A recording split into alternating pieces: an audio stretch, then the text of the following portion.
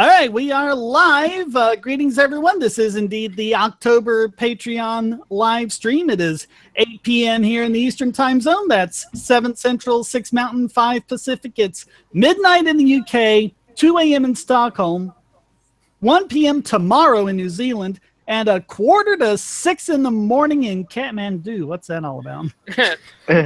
What about the good old Soviet Union? We can't tell. We ran out of clocks.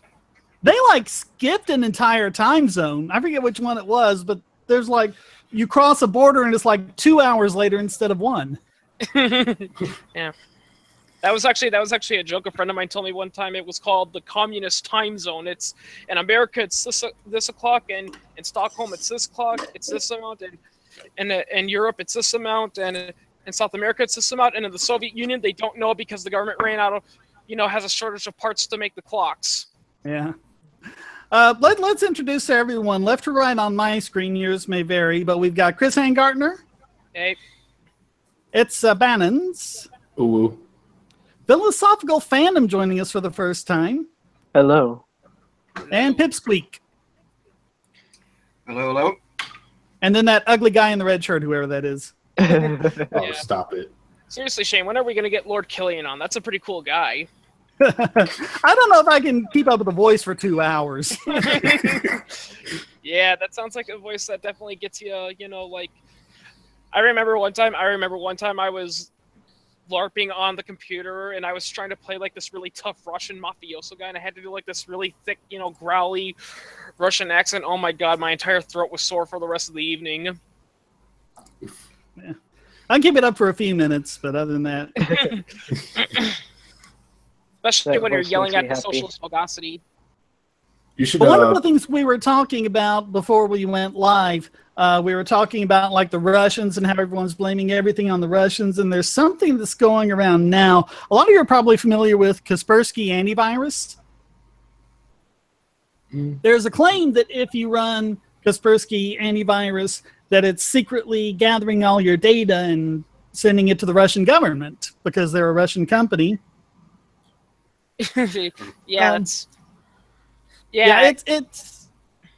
kind of ridiculous, but on the other hand, there might be a nugget of truth to it. I don't think Kaspersky Labs themselves is doing anything nefarious, and everything I know about Eugene Kaspersky, he's just not the kind of person who would do that.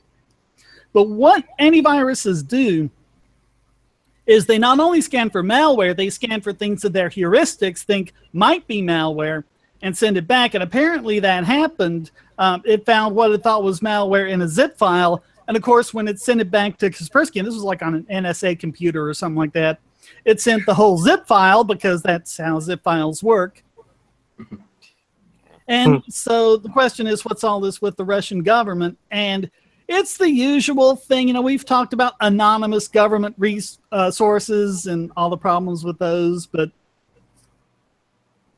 I seriously doubt that Kaspersky is deliberately in bed with it, but at the same time, I wouldn't put it past the Russian government to lean on them to give them stuff or to hack their way in or to have a couple employees as plants. So, yeah, but what's most important? That applies to almost any agency. I mean, the U.S. government does it with Microsoft all the time and all that. They say, "Hey, we're looking for so and so. So can you release us the personal data of all the millions of clients you have, so we can look for a terrorist?"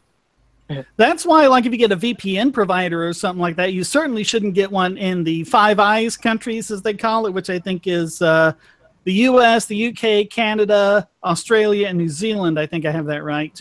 Because they have all this agreement that they'll all spy on each other and then share each other's data, because the NSA isn't allowed to spy on Americans, but they can spy on the British. GCHQ can't spy on British citizens, but they can spy on Americans, and then they can share information so effectively. Yeah. But BoxPN is in the Seychelles, and I remember some time ago they actually took down all their Russian servers. They're like, no, we are not doing anything in Russia anymore. Oh yeah, that's not. Yeah, and people wonder why Vladimir Putin hates us. Well, feelings kind of mutual. Yeah. I mean, make no mistake. Make no mistake. The Soviet Union may be long gone, but Russia is still a brutal, violent regime. Oh yeah, they still. Yeah, you know, Putin himself, you know, flat out, he's an ex-KGB officer. So, yeah. Yeah, and I mean, when they were this is why I don't believe all the shadowy conspiracy stuff. Not because I don't think Russia would do it; they absolutely would. But like, if you look at the Ukrainian leaders executed, I mean, none of this, you know, make it look like an accident or a heart attack or something. They were just executed. That's the kind of thing that Russia does. I don't think Russia, you know, pussyfoots around in the background trying to, you know, cover it up. They just do it. Russia's very, contrary to what a lot of, you know, sci-fi 80s spy movies like to portray, the Russians they tend to be very straightforward. You know, I mean, a perfectly good example would be when they entered Afghanistan. They didn't do this covert operation, you know, to try to destabilize Afghanistan, you know, and then, you know, use that as an excuse to move in. No, they sent in a few KGB agents. They showed up, you know, at the office. They killed the anti-communists that were in the Afghan parliament, and the Afghan Communist Party took over. Yeah, so if it was this, whatever the name of that memo was that everyone's saying, you know, put all of the lives in danger, and Russia's been going around secretly killing them. And it's like, well, I mean, I'm sure that. Now, Russia is not like this benevolent government that would never do such a thing. But I think if they were going to do it, you wouldn't see like, oh, it's an accident, but the autopsy is inconclusive and things are suspicious. No, you'd see an execution. That's what you'd see, I think. Yeah. Here's the thing. Yeah, what was the name of that memo? The Steele memo or something like that? What was that called? I'd have to look it up. People love to say, you know, like, why, if Putin is so violent, then why do people, you know, especially in Russia, worship him? It's like, well, that's kind of because if you look at the political history of Russia, that's how Russian politicians going all the way back to the Tsars behave. They act like, look at me, comrades, I'm a big, strong Russian leader. I'm your caregiver. And they basically, it's kind of like that, you know. It's kind of like let's not throw too many stones. It's kind of like that here, too. Well, yeah, that too, Yeah, that goes back before the Tsars. That goes back all the way to the unification of Russia. Oh yeah, it was Ivan the Terrible. Yep. Yeah. People Maybe definitely even like further than that. I mean, I think a lot of it's just human nature. We want the big, strong leader to be the tough alpha that can. Yeah. The big tough guy can protect us. My personal favorite was in 2008 when Russia and the country Georgia went to war. No, not our Georgia. There's a country called Georgia, and basically the Russians were doing all this bullcrap stuff. They were arming South Ossetian terrorists to attack Georgian homes. They were dropping cluster bombs, and the news media almost everywhere was going, "Oh, look at these brave Russians keeping the peace in their own territory, unlike the United States." But little did you find out, the Russians practically started that war. Because what happened is that North Ossetia has always been a Georgian territory. It's always been a Georgian territory. There was never in the history of the world prior to the Soviet Union a country called North Ossetia, but the Russians were arming guerrillas there. They were attacking Georgians, so the Georgians went in to try to protect their people from the terrorists, and then Russia said, hey, that's invading our property, so we're attacking you. So, again, this is a hangout for the patrons. Maybe Chris and I should kind of defer to them a second because we've got 3 of them. So any of you guys got any kind of topics you want to bring up or anything? Cuphead's really nice. What is? Cuphead. You ever play Cuphead? You haven't been keeping up with Cuphead? It's a new game. It's I've seen. I haven't played the game, but I've seen it. Yeah, you've heard about the recent controversy about it, right? That thing. Yeah. Yeah, the controversy is that Cuphead is racist because it's in the style of 1930s animation, and they said that animation was made to mock and ridicule blacks and minorities simply because there's a couple of cartoons out there where Bugs Bunny teases, you know, some stereotypical Africans, and they've got the big lips and all that. I mean, that's because they were parodying what the movies were doing at the time, and that's what the movies were doing. Yeah, that's the thing that people fail to realize. The original Looney Tunes cartoons, they were actually much more political and adult than people give them credit for, you know. People don't know their history. Yeah. Well, and people don't even get, like, they look at, you know, the jazz singer when, Al Jolson went into the blackface, and they're like, oh, that's racist. Well, there are a couple of things about that. First of all, that was common back then. That was just part of the culture. But second, if you actually watch the movie, Al Jolson's character, like Al Jolson himself, was Jewish, and it was about him actually becoming, this jazz singer, but having to pretend not to be Jewish, and the blackface ends up kind of being a metaphor for that. And it's all about how you should be true to yourself and not pretend to be someone else, not, Yeah, that's the thing. They criticize they criticize movies and aesthetics like that, and they don't actually watch them. Yeah, many people. Yeah, and there were a couple of Warner Brothers cartoons that that Bob Clampett had made that got banned because it was totally racist. And what they were, because Clampett was a big fan of the LA jazz scene at the time, who were pretty much all black, but I mean, there was still a lot of racism, and there was still a lot of limitations on where they could perform and everything. And he thought that they deserved a wider audience, and so he made 2 cartoons featuring them. And basically, they pretty much did everything. I think there's like a skeleton of the story, but they did all the music, they did all the voices, and the animators were the actual people. I mean, they were caricatures, of course, but they were still based on the actual people. And everyone's like, oh, that's racist. That's making fun of black people. No, it isn't. It's done out of love and appreciation for these jazz musicians who are doing these amazing things. Yeah, it's just... Yeah, they did make some allusion to it, to that kind of racist style in Cuphead. Like, for example, when you were on that one tower level, and when you die, which happens a lot, it says it's a hard game. Yeah, it goes members only inside of this tower. And if you've ever been around Georgia, I mean, there were even still some signs around saying members only, and it had swastikas around. But that's a pretty old area that I was around personally. But yeah. Oh yeah, it's my personal favorite. Misidentification of a cartoon is that one famous cartoon with Disney, which was U.S. propaganda material, and everyone was saying, "Oh, Donald Duck was a Nazi at one point," and people failed to realize, did you not watch that cartoon? Yeah, he's criticizing the Nazi regime. Yeah, there were lots of cartoons that did that. Yeah. Yeah. My personal favorite one is the one where Daffy Duck's trying to avoid getting drafted. Yeah, those are the ones where it's those are the ones where it's set in Nazi Germany, and he's trying to avoid doing everything that the Nazis want him to do, isn't it? Yeah, Donald Duck. He's saying how Hitler and all that, but he's only doing that because outside there's an Uba band that beats him up if he doesn't do it. And which one was the one? The only thing I remember, I think, is Schultz. And Schultz is this basically a helmet with legs that goose steps around everywhere. Yeah. But there was one where Bugs Bunny was like a fighter pilot or a bomber or something like that, and he had a gremlin. There was an actual little gremlin that was going on. The gremlin, and he's whacking the bombs. And it's like, what are you doing, Bubba? These blockbuster bombs, you gotta hit him at a precise angle to set him off, and then at the end they're falling. You gotta hit him just right. Yeah, and I love the ending for that one. Yeah, how the plane's about to crash, and then it stops in midair, and when people ask, if you're wondering why we stopped, we ran out of gas. Yeah. There's also one cartoon that doesn't involve Bugs Bunny, but you're fading out, Chris. You're getting harder to hear. There's also one cartoon that involves it doesn't involve Bugs Bunny, but it's a really hilarious one. It's like, you remember the one with the flea, right? The food around the corner flea. Yeah, there were a couple of Home Around the Corner. Yeah.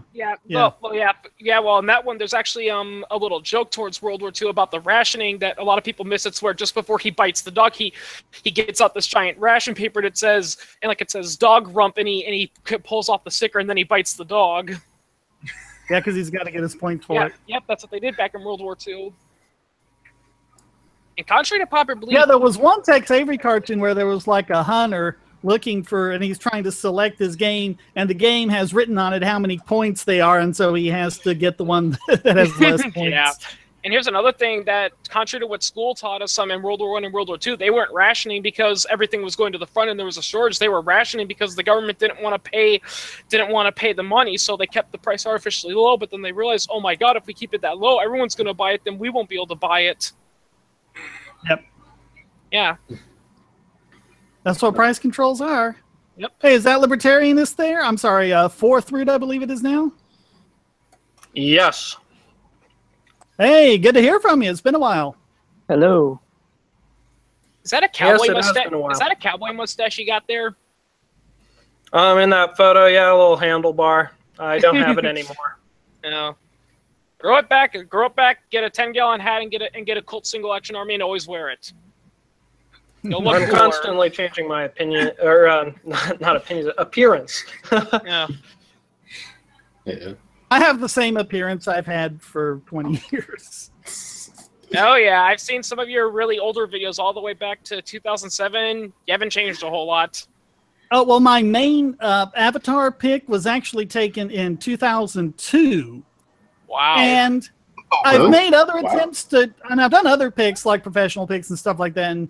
But every time I've taken a pic and said I'm going to update it, and they're like, you don't really look like that. You look more like the other one. It's like, okay, I look more like I did in 2002 than I do now. I don't know how that works. Shane, that's the most hilarious thing ever is that I was on this forum one time and we were arguing, political debate and all that, and I actually posted one of your videos and everyone was hating it and not listening to it, and a common reason was because I don't like his voice. I'm not going to listen to him. Yeah, I get that a lot.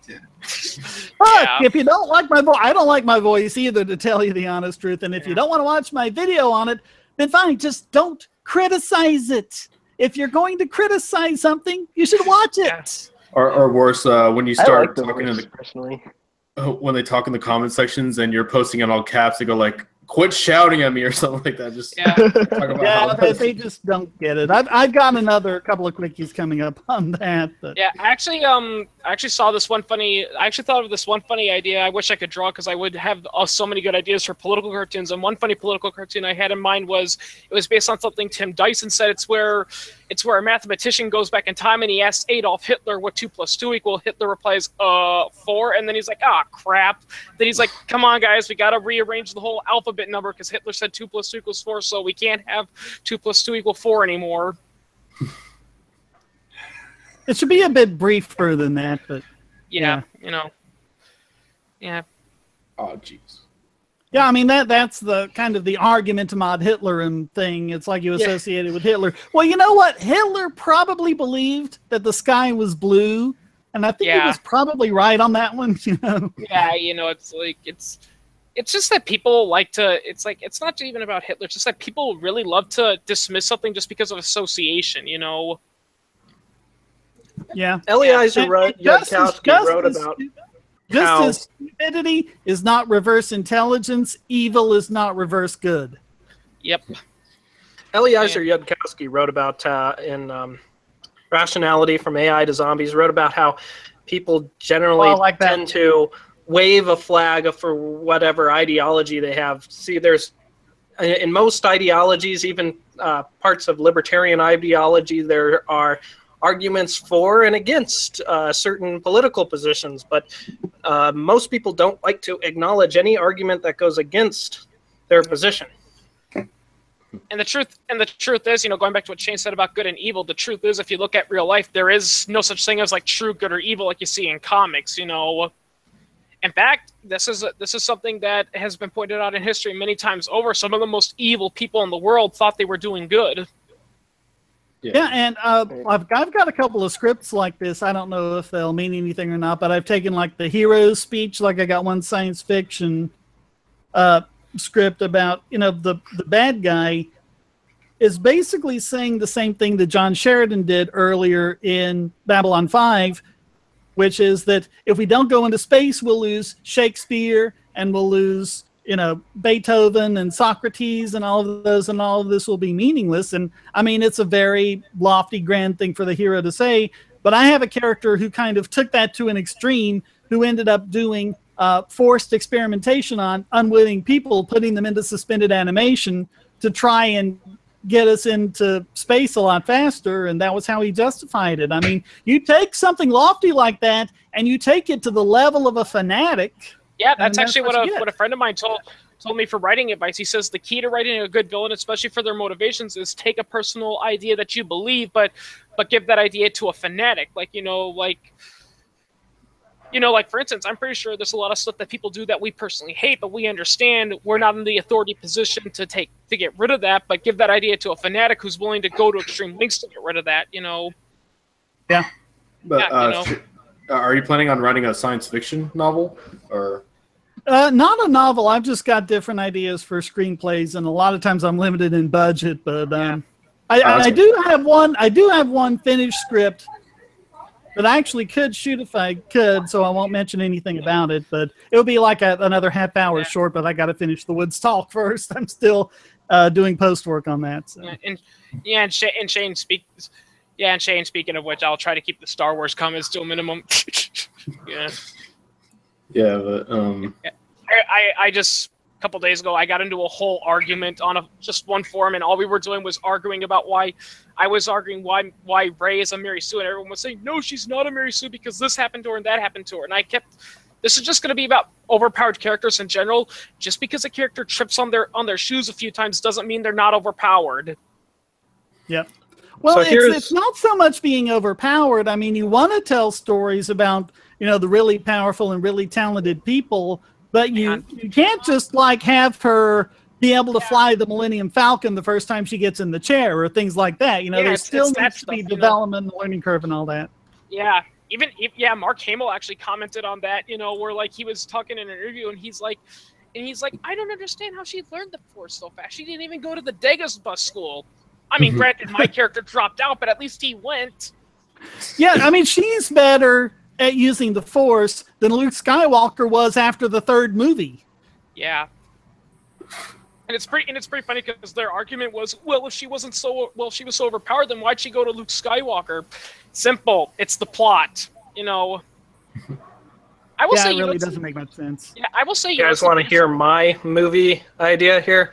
What? Go for it. Okay, the world's second oldest woman tries to kill the world's oldest woman so that she can be the oldest woman. What? Okay. How would she do that? That makes sense. Well, I mean, at first, she's trying to hire hitmen and stuff to go kill this person, and it's a comedy of errors about all the failed plans, and, she gets crazier and crazier as it goes along. Eventually, she picks up a machine gun and goes after her. What you should do is like give her like some sort of disease that's going to kill her in 5 years or something like that. So there's a real danger of her not living, long enough to outlive the other one, and giving her a motivation to get on with it as the time draws nearer and nearer. Yeah, and my uncle came up with a good ending for it. It's that she succeeds in killing her, but she does it by burning burning her house to the ground, effectively, and it destroys her birth certificate. So she's the oldest person in the world, but can no longer prove it. Yeah, that's I like that one. That is actually really good. And so now, she's got a document from when she was like, she started school, or something like that, that proves she's a certain age, but her new goal now is to be the oldest convicted murderer. So she tries to plead guilty, and her her lawyer's trying to dismiss these charges. She's crazy. Please don't sentence her. She's only got a few months to live anyways. Yeah. Yeah. Yeah. I mean, I forgot who said it, but there was actually a good YouTuber who said the key to writing a good story is always make sure that the plot that the conjunction is but or however. Yeah. However, but and what was the third one? Oh yeah, because if you are constantly using and as a conjunction, then that means you're just making it up as you go along. Yeah, that's the problem with a lot of movies. It's like, okay, a superhero gets superpowers and he fights crime, and when it should be a superhero gets powers, but he doesn't know how to use it properly, so therefore he has to learn how to use it. But a new villain comes up who's way stronger than him, so he needs to learn that. The plot flows like that. I think you've just packed the problem with Prometheus. Yeah. Because that's basically what that was. This and this and this. I never saw Prometheus. Yeah, it's bad. And again, going back to Star Wars, and again going back to Star Wars, that's the problem with both The Force Awakens and Rogue One. Like, I'll use Rogue One for example. Okay, so the Empire kidnaps the guy to force him to work, and his daughter goes into hiding, and the rebels discover her, and the father comes up, secretly builds a weakness, and it's like that. It's like there's no conflict. I forget who said this. It was one of the great playwrights or someone like that, but the king died and then the queen died is not a story. The king died and then the queen died of grief is. Yeah, it's got to flow. I mean, it's like, events have to go, and there have to be reasons to it, and there have to be motivations and things that drive it.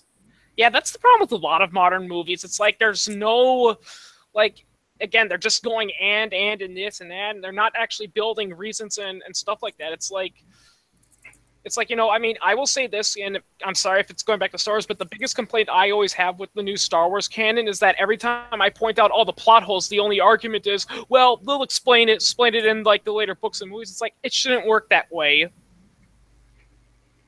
It shouldn't work that way. Yeah. I mean, that's another problem with movies. Like, it seems like every movie is just being an advertisement for the next movie. It's like people, this isn't the 1930s anymore where they used to have like those like 10-minute serials where it's like what's going to happen to our hero, come in tomorrow to find out, I mean, because I mean those were only 10 minutes long. These are 2-hour movies that you pay a lot of money to see. Well, but I think I mean, yeah, they're basically doing that, but they're really, I think, coming from a better way of doing it, like they did with Lord of the Rings, which is instead of trying to cram everything into a 2-hour movie, you keep going, or you just make it a continuing story like Guardians of the Galaxy, or whatever. And so you're setting up for the next one. I mean, that's fine, but yeah, I think A New Hope.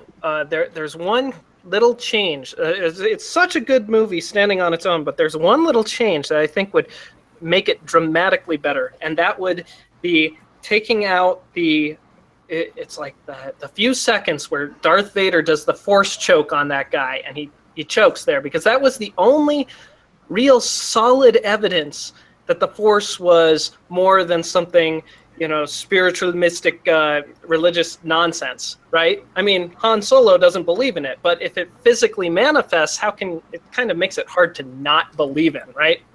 Well, Han wasn't there for that, but yeah. Well, and here's another thing too, and actually, I mean, a comic that in the expanded universe that kind of explained that. You see, the reason why a lot of people didn't really understand the Jedi and didn't know what the Sith were was largely because, only a small select few of people with the Force are actually Force sensitive. Very few people are in the galaxy as a whole, and as consequence, most people didn't understand, and they just thought it was just magic, Most people probably had never even seen a Jedi before to really. It's confirmed that. Yep, it's confirmed that in many areas in the Outer Rim territory, there's a lot of common folks didn't even know who the Jedi were, and all they heard were stories like how they kidnapped children and did stuff like that. And that's actually why when Emperor Palpatine declared Order 66, a lot of people actually supported it.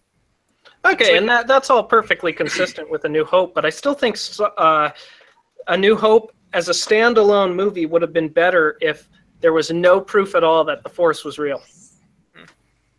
Well, you had Grand Moff Tarkin addressing Darth Vader as the last of a dying breed and all that.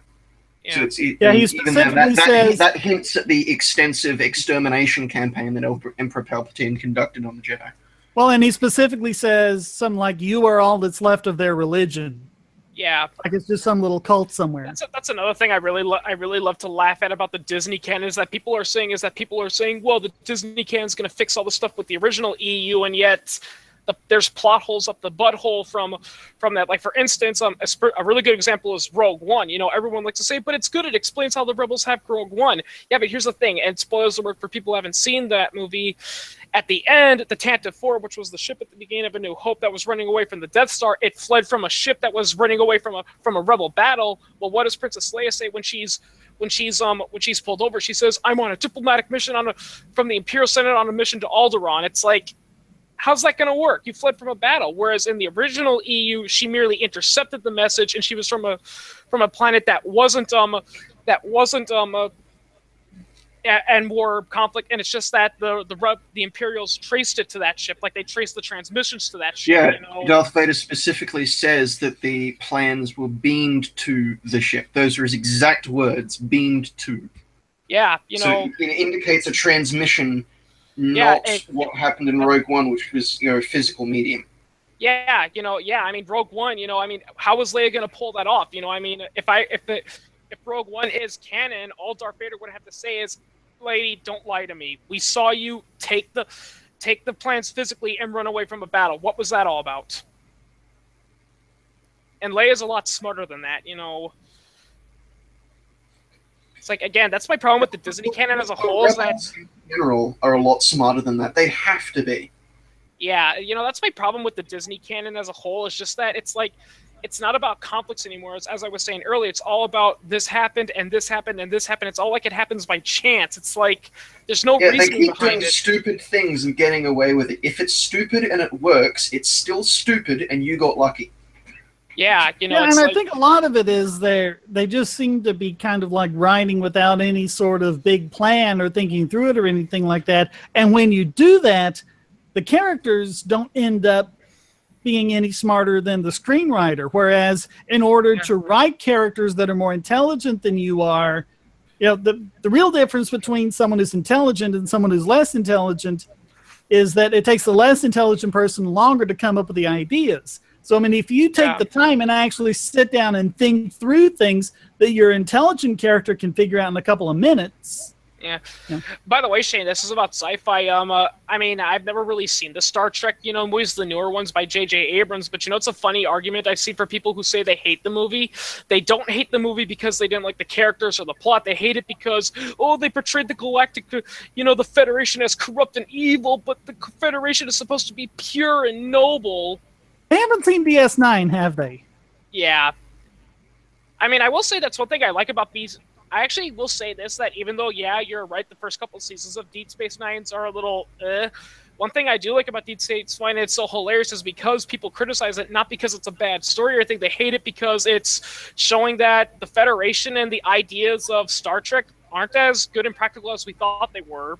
Well, and it goes back to what we were saying earlier about fanatics, too, and you know, when you have people who, when you have people who have those beliefs and that's the situation that they're in, then they can have the luxury of being, you know, good and nice and kind. As soon as you come up with people with different ideas, you know, like the Maquis who want to live a different way, then all of a sudden the big conflict happens because you can't stand people who are doing something differently than the way you want to do them. Yeah, actually there's a lot of good, you know, from the original Star Trek Expanded Universe. I actually remember reading in like the Star Trek Wiki that there actually are a few articles that heavily implied that the Federation, yeah, they did all this stuff like end world hunger and all that, but they did it through very questionable methods, you know.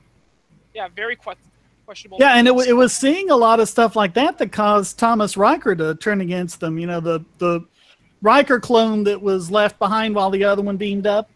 Yeah. Remember that one? Yeah, well, I mean, I didn't really watch a whole lot of Star Trek, but I do read a lot about the politics of Star Trek. And yeah, that's what's implied. It's heavily implied that the Federation did a lot of questionable stuff, and that I even remember read one sickening theory, but it actually had a lot of strong evidence to support it, that the real way that the Federation ended world hunger and all that is that they deliberately starved a massive portion of Earth's population, and now in the current Star Trek generation, they have a strict, you know, population control method. Yeah. Yeah, so they're basically micromanaging everything. I agree with Matt. I think probably the only way it works is because one of the last capitalists somewhere managed to invent the replicator. Yeah. Because, I mean, if you look at the original series, they're still pretty capitalist. Yeah. You know, they haven't gotten rid of... There's, like, times when, you know, Kirk says, Scotty, you've earned your pay for the week and things like that. Yeah. Yeah, well, I mean, from what I heard, Gene Roddenberry, like, he wasn't really a political idealist and all that. Like, his overall message in Star Trek was more or less, you know, technology will fix all our problems. You know, that's what his argument was. And it was in the Next Generation where they started getting a little bit more political and all that, you know, like when they started saying, oh, you know, this utopian sci-fi society can work if we just do this and all that, you know. Yeah, and I think a lot of it, you know, with the Next Generation started up with Rick Berman and Brandon Braga. And we were talking about DS9, how it sucked those first few seasons. I think the reasons why it got better is that Berman and Braga went over to do Voyager and made that suck, and then they were kind of leaving DS9 alone. You cut out. Good. Shane, you cut out there for a second. I didn't hear you. But yeah, I was saying that Rick Berman and Brandon Braga went over to Voyager and made that suck. So then Star Trek Deep Space Nine was free to not suck after that, which was, who was it? Robert Hewitt Wolf, I think was his name, and then the other guy, whose name escapes me. But I mean, they did a really good job with it from that point. Until the last season where it kind of all fell apart. But yeah. I haven't seen DS9, but on the subject of, stories about ideologies clashing, I did read quite a nice short story about, it's a sci-fi story, but the plot is from the perspective of a less advanced race that breeds rapidly, and their culture is the big sci-fi empire, big benevolent utopian sci-fi empire comes in, and they see this planet in a state of almost perpetual warfare. So they come in, they make everything peaceful. However, the problem comes up that this particular alien race breeds so quickly that there's a very good reason that they're locked in a state of perpetual warfare, because they very rapidly start having overpopulation problems, and the entire race barely survives extinction from a massive planet-wide famine. And they end up actually going to war against the big space empire in order to save their own race from going extinct. Because because if they continue to be stuck in the state of enforced peace, then their race will go extinct from famine problems. Yeah, I will admit, as much as I love Rick and Morty, there are some episodes I don't like, and one episode I don't like is somewhat is that one episode where there's that, I forgot her name, but she's that entity that can take over people and create a collective conscious, Unity. Oh yeah, that one, yeah. And she's trying to say, look at these people, they were declaring war over each other's nipple sizes, but I ended all that, and it's like, well, okay, maybe, yeah, these aliens were, actually Summer pointed this out in a different episode, yeah, maybe some aliens are just crazy, and yeah, it's better if they're kept in line, but most aliens aren't like that. Yeah, and what did she really do except make them not be themselves anymore, and she made them part of her? Yeah, and again, what I like to view that situation is because I got this in a conversation with people about Tito. You know who Tito is? He was the leader of Yugoslavia. But Tito, a lot of people love to say, but Tito was good because he kept all the Serbian nationalists out in line, and when his empire collapsed, we got the Serbian genocide, and I'm like, Tito didn't fix that problem. All he did was put them all in jail. But that's like putting a piece of duct tape over your leaking sink. Yeah, it's gonna create a short-term solution, but in the long run, that piece of tape is gonna fail. That happened throughout the Soviet bloc when the Soviet Union went away. They didn't do anything to stop the hatred between all these different groups. All they did was just push it underground, so that when they went away, all the old hatreds and all the old conflicts and everything just flared right back up again. Yeah. Yeah, it's like it's really easy to get people to play nice when you're pointing guns at them.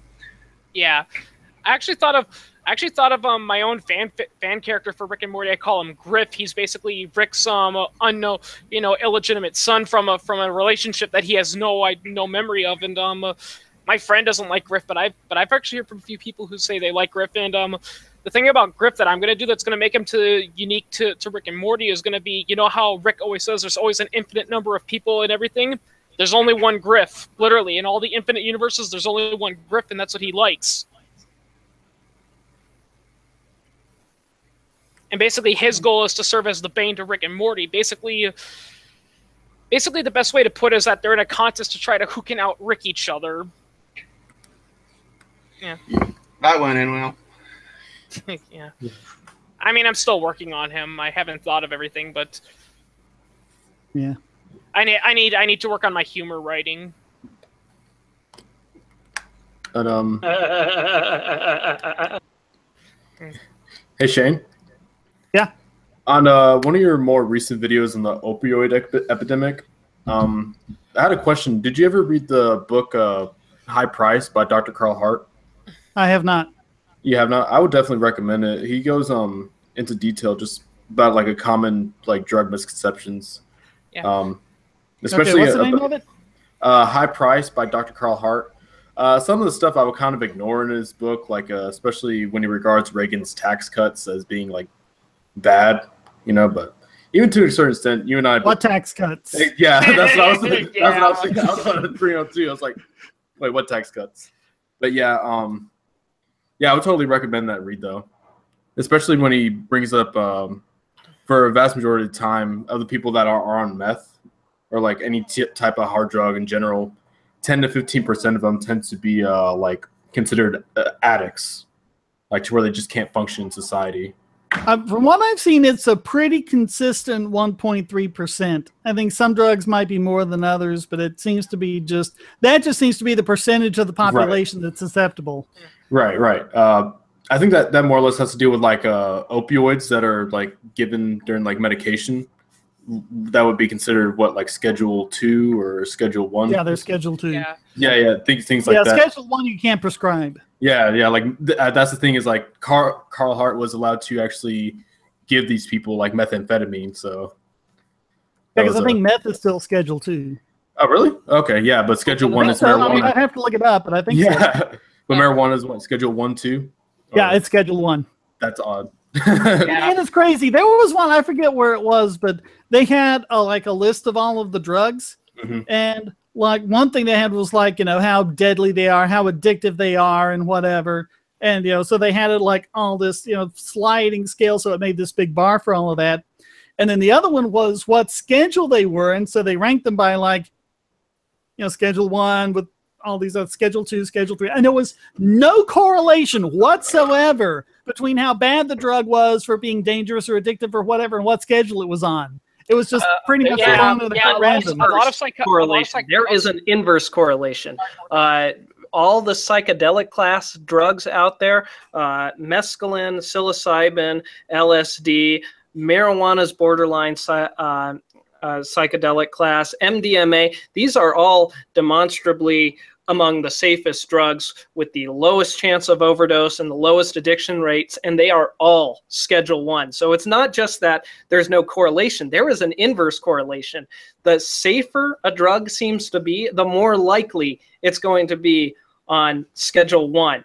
And also alcohol, its therapeutic ratio is incredibly low. That meaning that the ratio of your lethal dose to your effective dose. I mean, it's like 10 to 20 to 1 times what you normally have to feel to get buzzed will kill you. Now, for marijuana, that's over 200,000.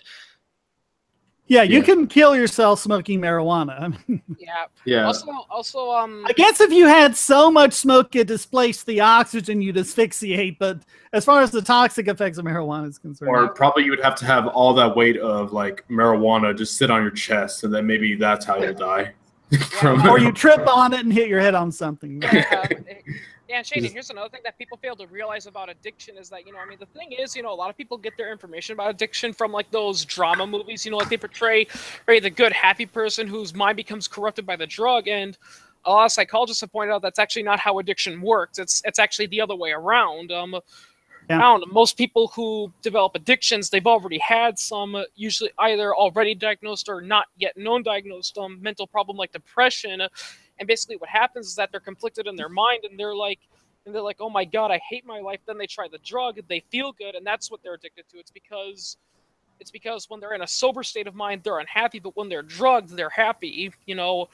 Well, and there's also a relationship between what kind of, I mean, it's not 100%, but what kind of disorder they have and what drug they go on. Like if you're depressed, you're more likely to go on alcohol. If you have an undiagnosed epilepsy, you're more likely to seek out meth and things like that. Yeah, you know, it's stuff like that.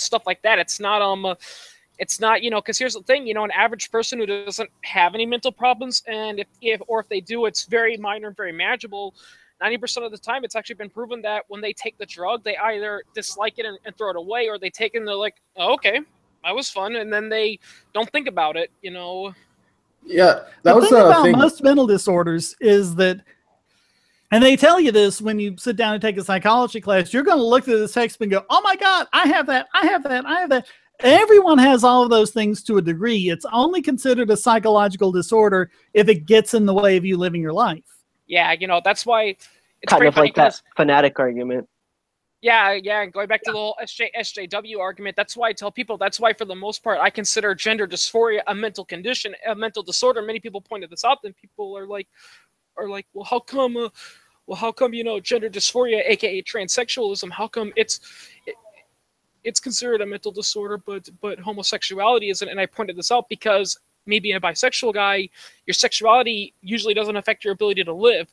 If you're constantly confused over, am I a man, am I a woman, and you're willing to cut up your own body to try to fix that, that's interfering with your ability to live properly. Yeah. Well, and it's not just the desire for surgery or for a new body. You know, it affects the relationships you have, and yeah, you know, it's that, you know, homosexuality for the most part doesn't affect with your ability to live, and if it does, it's usually external forces that you have no control over, like someone else saying, "Oh, get out of here, you F word," you know, like that, you know. Yeah. But a homosexual person, they will behave and act just the same as you and I do. Yeah. Yep. Yeah. You know. What always gets me is this argument that mental illness or that mental illness does not cause violence, but then again, you have to have a mental illness to commit a senseless act of violence by definition. I mean, no healthy thinking person actually commits an act like that. So that doesn't make any sense to me.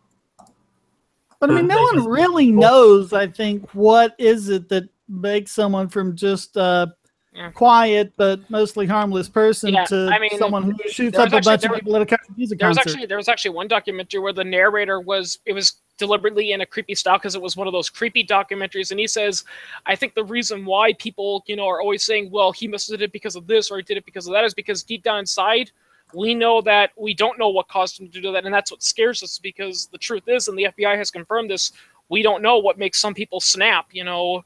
We just don't. Couldn't some people just be evil, you know?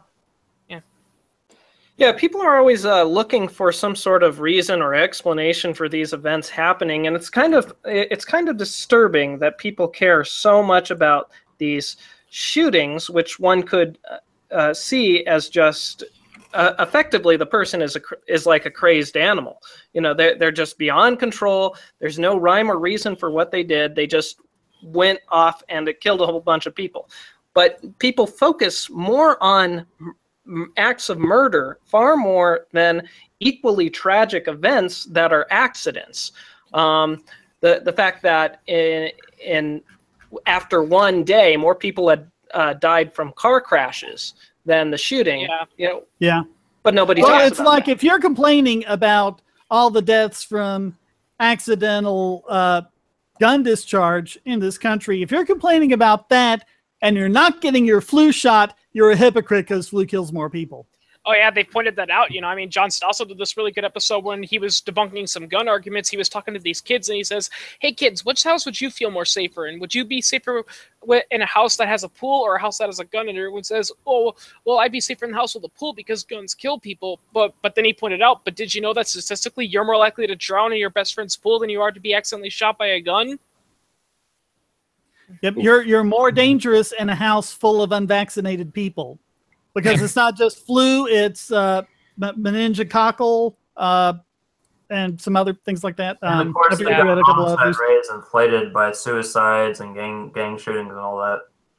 Yeah, but I'm talking about just the accidental shootings, not suicides, not crimes, just the accidental shootings.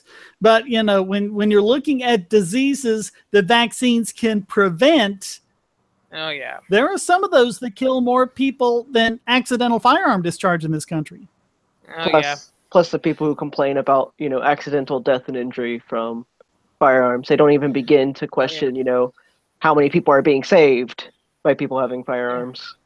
Yeah, that's why I can't take like those all-natural people seriously, because 90% of what we take for granted today was developed because of technology. Like, you know, like some of those all-natural people say, I don't like to get vaccinated or eat, you know, food at a grocery store because it's not natural. And I'm like, okay, then fine. Then next time you drink your water, you got to drink it with dirt and grime in it, because in real life, you know, quote-unquote natural water is filthy.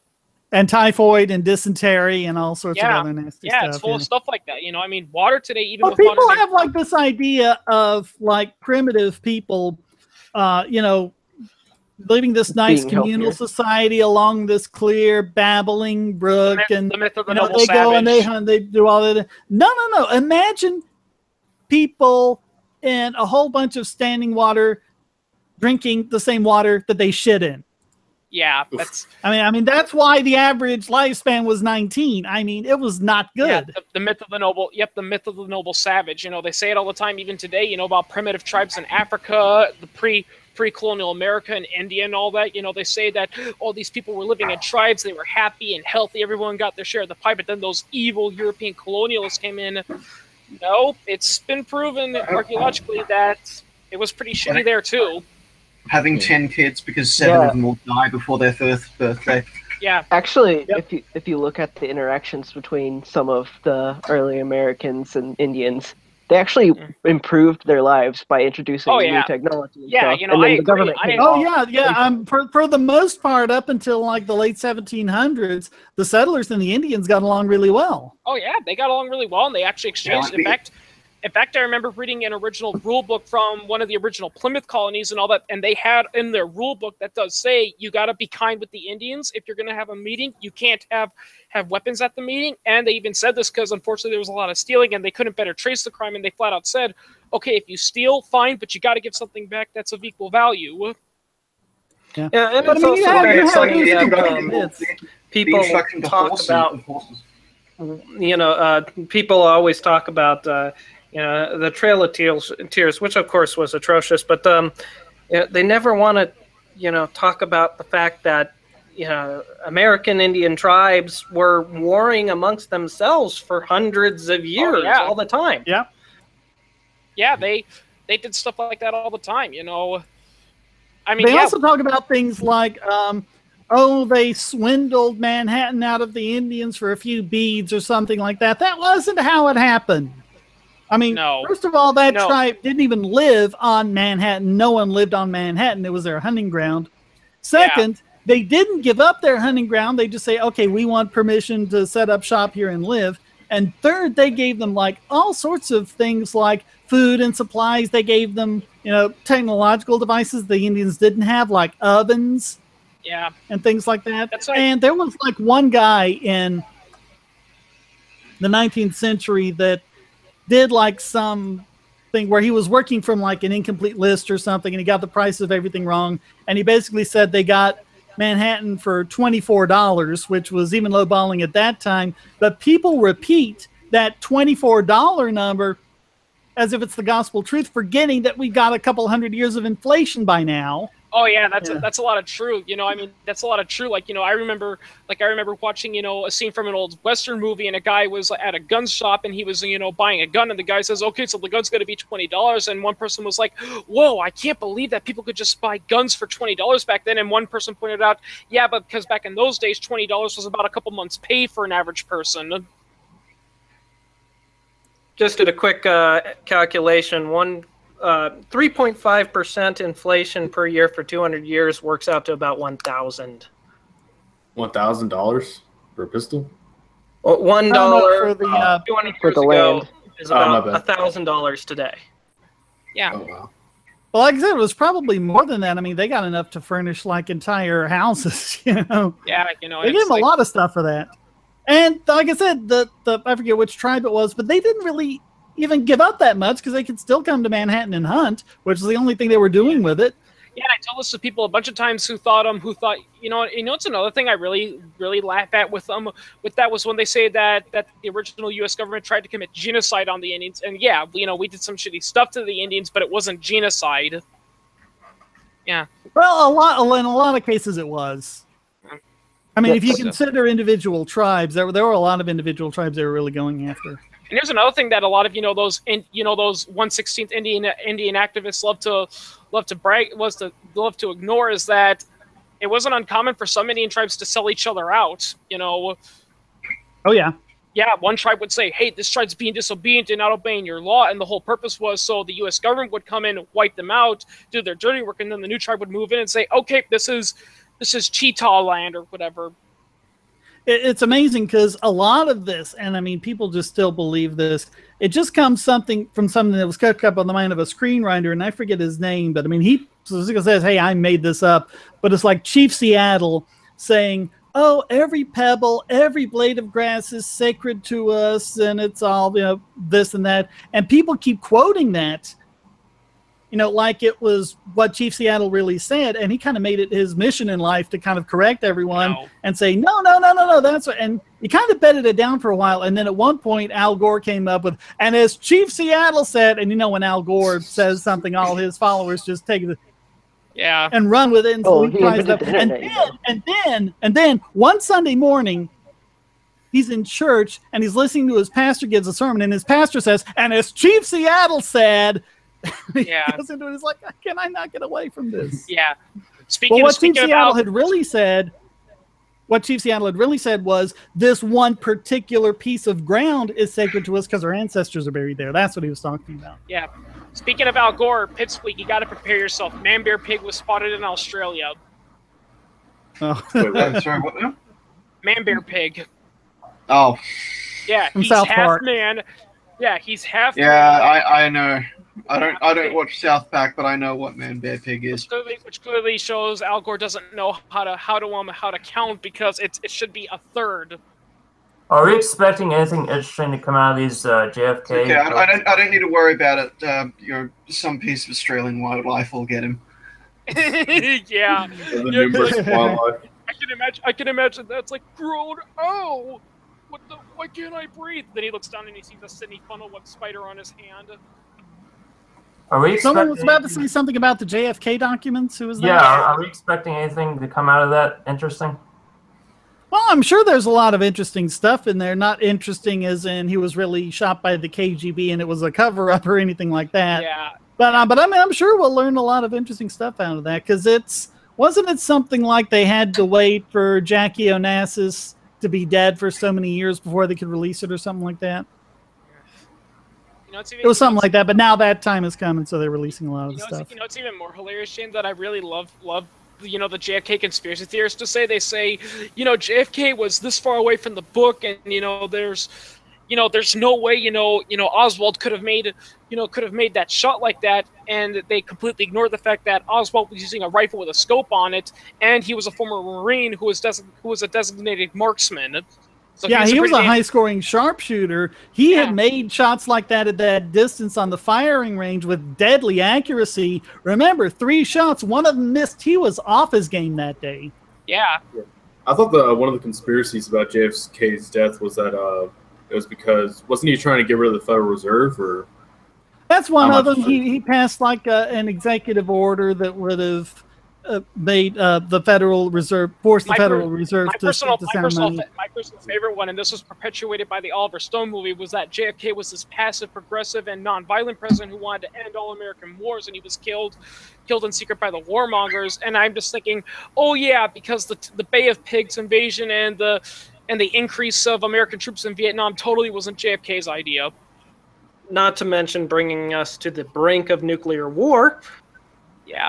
Yeah, because of the Turkish missiles, which everyone seems to have forgotten about. They know that Russia put the missiles in Cuba. They don't know that was retaliation for JFK putting missiles in Turkey, like 40 miles from the Russian border. Yeah. Well, our school did teach us that, we did remove our missiles in Turkey as part of a plea deal. What they didn't tell us was that the missiles in Turkey were closer to Russia than Cuba, Yeah, Cuba was like 90 miles just from the Florida border, and this was like on the border of some major Russian land there. And I actually saw a documentary about the Cuban Missile Crisis that said the inspiration to put missiles on Cuba actually came from when Nikita Khrushchev, was going on a beach one time, and he looked across and he said you could barely see it, because there's like the body of water between Turkey and Russia, and you could actually see the missiles if you looked really closely on the other side. And he felt that. But this whole thing, because the way nuclear war was averted, I mean, the story you're told is like, oh, JFK puffed up his chest and he was big and tough, and Nikita, backed down and everything. That's not how it worked. They talked to each other.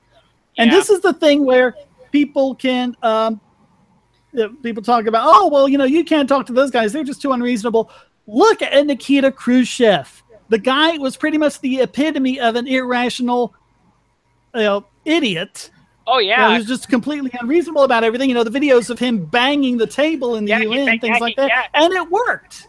Yeah, but it worked to sit down and talk to him. It's like, let's work out a deal. Yeah, there was actually, if I recall, there was actually, if I recall, there was an incident with Nikita Khrushchev where they was at a UN debate and the U.S. ambassador to the United States and the Soviet Union was yelling at Nikita Khrushchev because I think he was involved in a really controversial Soviet action that was affecting that, and Nikita Khrushchev replied by throwing his shoe at the guy and yelling, "We will bury you." Yeah, and I have to point out what David R. said in the chat room talking about Red Dwarf's take on the JFK conspiracy, which is he assassinated himself. And if you wonder how that's possible, you just have to watch the episode. Ticket to Ride is the name of it. That's hilarious. Well, with the boys from the dwarf run out of curry, and so they have to go back in time to find a curry house and buy lots of curry. Yeah. That's the plot there. That's the movie. And they get involved in the JFK assassination. That Oswald couldn't have done it. They say, well, why couldn't Oswald have done it? It's like, well, because they interrogated him, and Oswald himself said, I didn't do it. I'm a patsy. It's like, there are plenty of criminals that are serving life sentences. All the evidence shows that they committed the crime. It's been proven 100% beyond a shadow of a doubt that they committed the crime, and they still say, no, I didn't commit the crime. I'm innocent. Yeah, I think it was the first episode of The Practice, actually. Eugene Young is coming down, and there's all the noise and the guards like, oh, settle down, everyone, because he's in the prison and everything. And Eugene says, hey, just out of curiosity, is there anyone here who didn't do it? And everyone just chimed up, I didn't do it. Yeah, it's just... I'm shocked, I tell you. Oh yeah, and another favorite one, and another favorite argument that's those conspiracy theories like to say, well, Oswald had to have been done because he got shot and killed just shortly after he was arrested. Isn't that suspicious? It's like, no, JFK was a very popular president. I'm trying to remember the name of this book. It was to extend that argument to Jack Ruby, and it's like, why didn't he get shot and killed after that to keep him quiet? And it just doesn't work. But I remember there was this one book. And it was called Case Closed, and I forget the subtitle and I forget the author, but that answered every last little question I had about the JFK, why Jack Ruby shot Oswald and things like that. Wonderful book, amazing book. Yeah. And they also did I think this was originally an ABC documentary, and I saw it on the Discovery Channel a few years later or something, but they had done a complete forensic examination. They got the same kind of car. And they got all sorts of pictures of JFK's head so that they could use photogrammetry to make a perfect ballistic model of it. And so they had all these models of JFK's head, and they were looking at the pictures of the car, where everything was after it. And they set it up in the middle of the desert, but they had the shot from, the same angle as the book depository, and then the grassy knoll and a couple of others. And all of the ones except for the book depository didn't look anything like the results you see in the pictures. The one from the same angle and distance as the book depository, spot on, perfect. Yep. Yeah, and there's also the classic second gunman theory. Even though it's been proven over and over again, there's no way there could have been a second gunman without him being spotted. Yeah, it's like a good example would be, I forgot what it was, but it was that theory about the guy with the glasses. How there was a picture that showed the guy with the glasses, even though that was just pareidolia, and many people have pointed out there's no way he could have done that because he would have been they calculated he would have been 3 feet tall, and that's impractical. And second of all, even if he was there, that area was full of people. No one saw him. Yeah. And my personal all-time favorite is people said, but people swear they heard more than 3 shots. You clearly don't understand how human memory is. Well, and there's also this thing called echo. Yeah. Well, it's really interesting. I mean, I personally have been in a shooting. Nobody died in the shooting, but I remember hearing the sounds of the gunshots coming from a location that was about 45 degrees off of where the real gunshots were about 45 degrees off of where I thought I heard them. So it's very understandable. What you have to understand would be confused about the direction that they were coming from or how many shots they heard, because I didn't remember accurately how many shots I heard at the time. Well, what you have to understand is what you heard probably wasn't the gunshot itself. It was most likely the sonic boom made by the bullet. Let's hope to God that. Let's hope to God that. Well, in my circumstances, it certainly wasn't that. It was a small handgun, and the trajectory didn't pass me in a way that the sonic boom would have hit me. But well, a small handgun can still fire supersonic rounds. I mean, like the 9x19mm is supersonic. Most of them fire supersonic, and the ones, you know, I mean, subsonic rounds are really only good at close range, and, you know, because they have accuracy issues. Let's hope to God that silencers don't become legal. My gosh, we'll never hear the bullets. Yeah. Hey, Shane, what are your thoughts on Henry Kissinger? I kind of like what Tom Lehrer said when Henry Kissinger won the Nobel Peace Prize. It meant that there was no point to any political satire anymore. Yeah. I mean, he's not the worst. He's not, you know, he's not as bad as Khrushchev or certainly Hitler or anyone like that, but he wasn't great. Yeah. Yeah. So. My personal favorite thing with that whole incident with that is, I mean, this goes back to the Cold War with the 1960s with the draft. Was I saw this video about Milton Friedman, and I loved when they were talking about the debate he had with General Westmoreland, and General Westmoreland, you know, was just being so smug, and he said that that the draft was the patriotic thing to do, and I like how Milton Friedman said, so basically you're saying you want to be a general of slaves over a general of mercenaries. Yeah, I really like that. Yeah. In general, are you familiar with Eric Prince? Then I know who he is. Yeah, I recently just got his book on a civilian soldier, and so far it's going pretty well. Apparently, he had a background education in Austrian economics at Hillsdale College. So yeah, it's pretty funny because I saw this video by John Stossel, and it was showing about how mercenaries do wage war better than the government does, and like the comments were full of people saying, "Yeah, but did you know Blackwater did this and Blackwater did that?" And I'm just here saying, compared to what? Did everyone seem to forget about the I can't pronounce it, the Abu Ghraib prison? People Abu forget Ghraib. about Abu Ghraib. People forget about the bombing of Dresden, the bombing of Yugoslavia. You know, people forget about that. Verdun? You know? Yeah. I just have to interrupt. Someone in the chat said government couldn't even fake a moon landing. No. The thing is, the moon landings were faked. It's just that the director was insistent that they film on location. That's good. Yeah.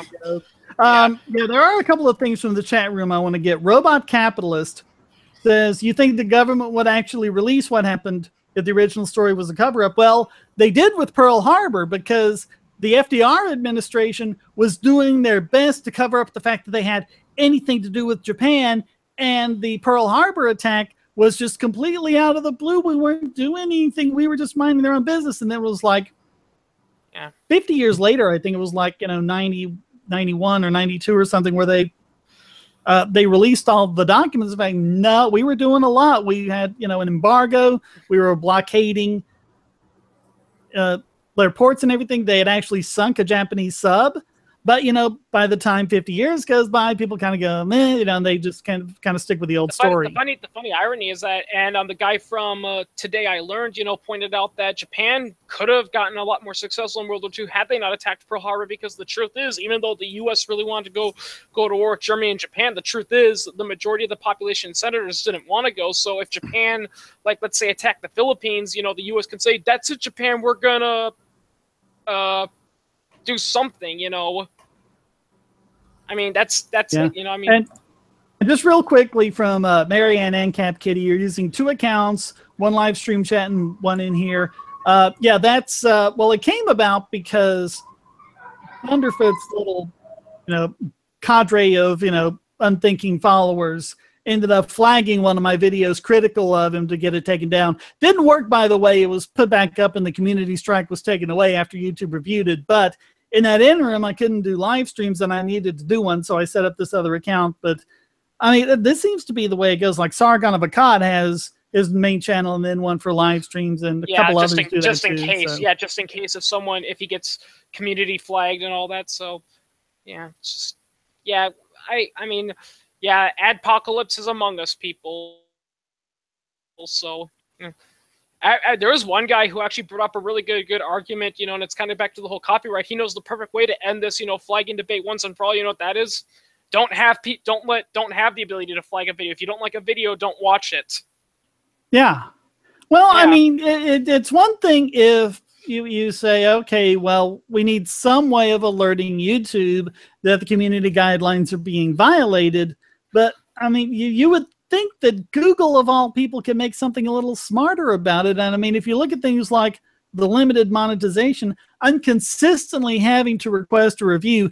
Every single time I've requested a review, it's been approved, and they say, okay, there's nothing wrong with this. You can have full monetization. You might think they would say, okay, here's this channel where that keeps happening. We're going to at least jump up the probability of allowing it through instead of just making them keep going through and doing that. And as the Nostalgia Critic pointed out, there's one really vital thing that some policy that YouTube does with some of their richer clients is that if a richer client flags a video and claims it's copyright material, all that monetization goes to the big company until it's been approved it's not violating. And a lot of people agree that's not fair because that just happened with a well, the way it works is if someone flags your video, if you're a monetized channel and someone flags your video, so instead of you monetizing it, they get it, and you appeal it, and if the appeal goes in your favor, YouTube actually debits their monetization and gives you the credit for the lost time. So they do that. The problem is if it's something happened where your monetization gets cut off and then you have to make the appeal, but it takes a couple of days to go through. Those first couple of days are where you're going to get most of your views. I recently had that happen to, let's see, 2 days ago, I did a live stream playing the game Super Mario Brothers 3, and that got flagged by Nintendo. So, I'm wondering if you could give me any advice about that. Never have any dealings with Nintendo again. They were, a couple of weeks ago, they were either, I think they were Biggest Bug on it. No, they were Idiot Extraordinaire. Because just, God. Yeah. I mean, it's just like, the Let's, I keep saying this, but the Let's Play videos are like free advertising. Oh, yeah. And like one of the best they're kinds the of only company that does it, and it's just absurd. It's like, wait a minute, you're not hurting a video game sales by showing footage of the video game. People don't want to just watch a video game being played. Well, they want to play it. Any parent will tell you this. Any parent will tell you this. You will have a toy that just lays there for months with no one touching it. As soon as one kid picks it up and starts playing, the other one immediately wants to start playing with it. If you see someone else playing with something and having fun, you want to play with it and have fun. And it's also kind of absurd that the video and audio signals generated by the game falls under the copyright for the game. Isn't the copyright, doesn't that just apply to the code, to the programming of that game? Well, because so much of what's happening is because of the operator, the person playing the game. So, you know, how much is created by Nintendo and how much is created by that person. But yeah, it's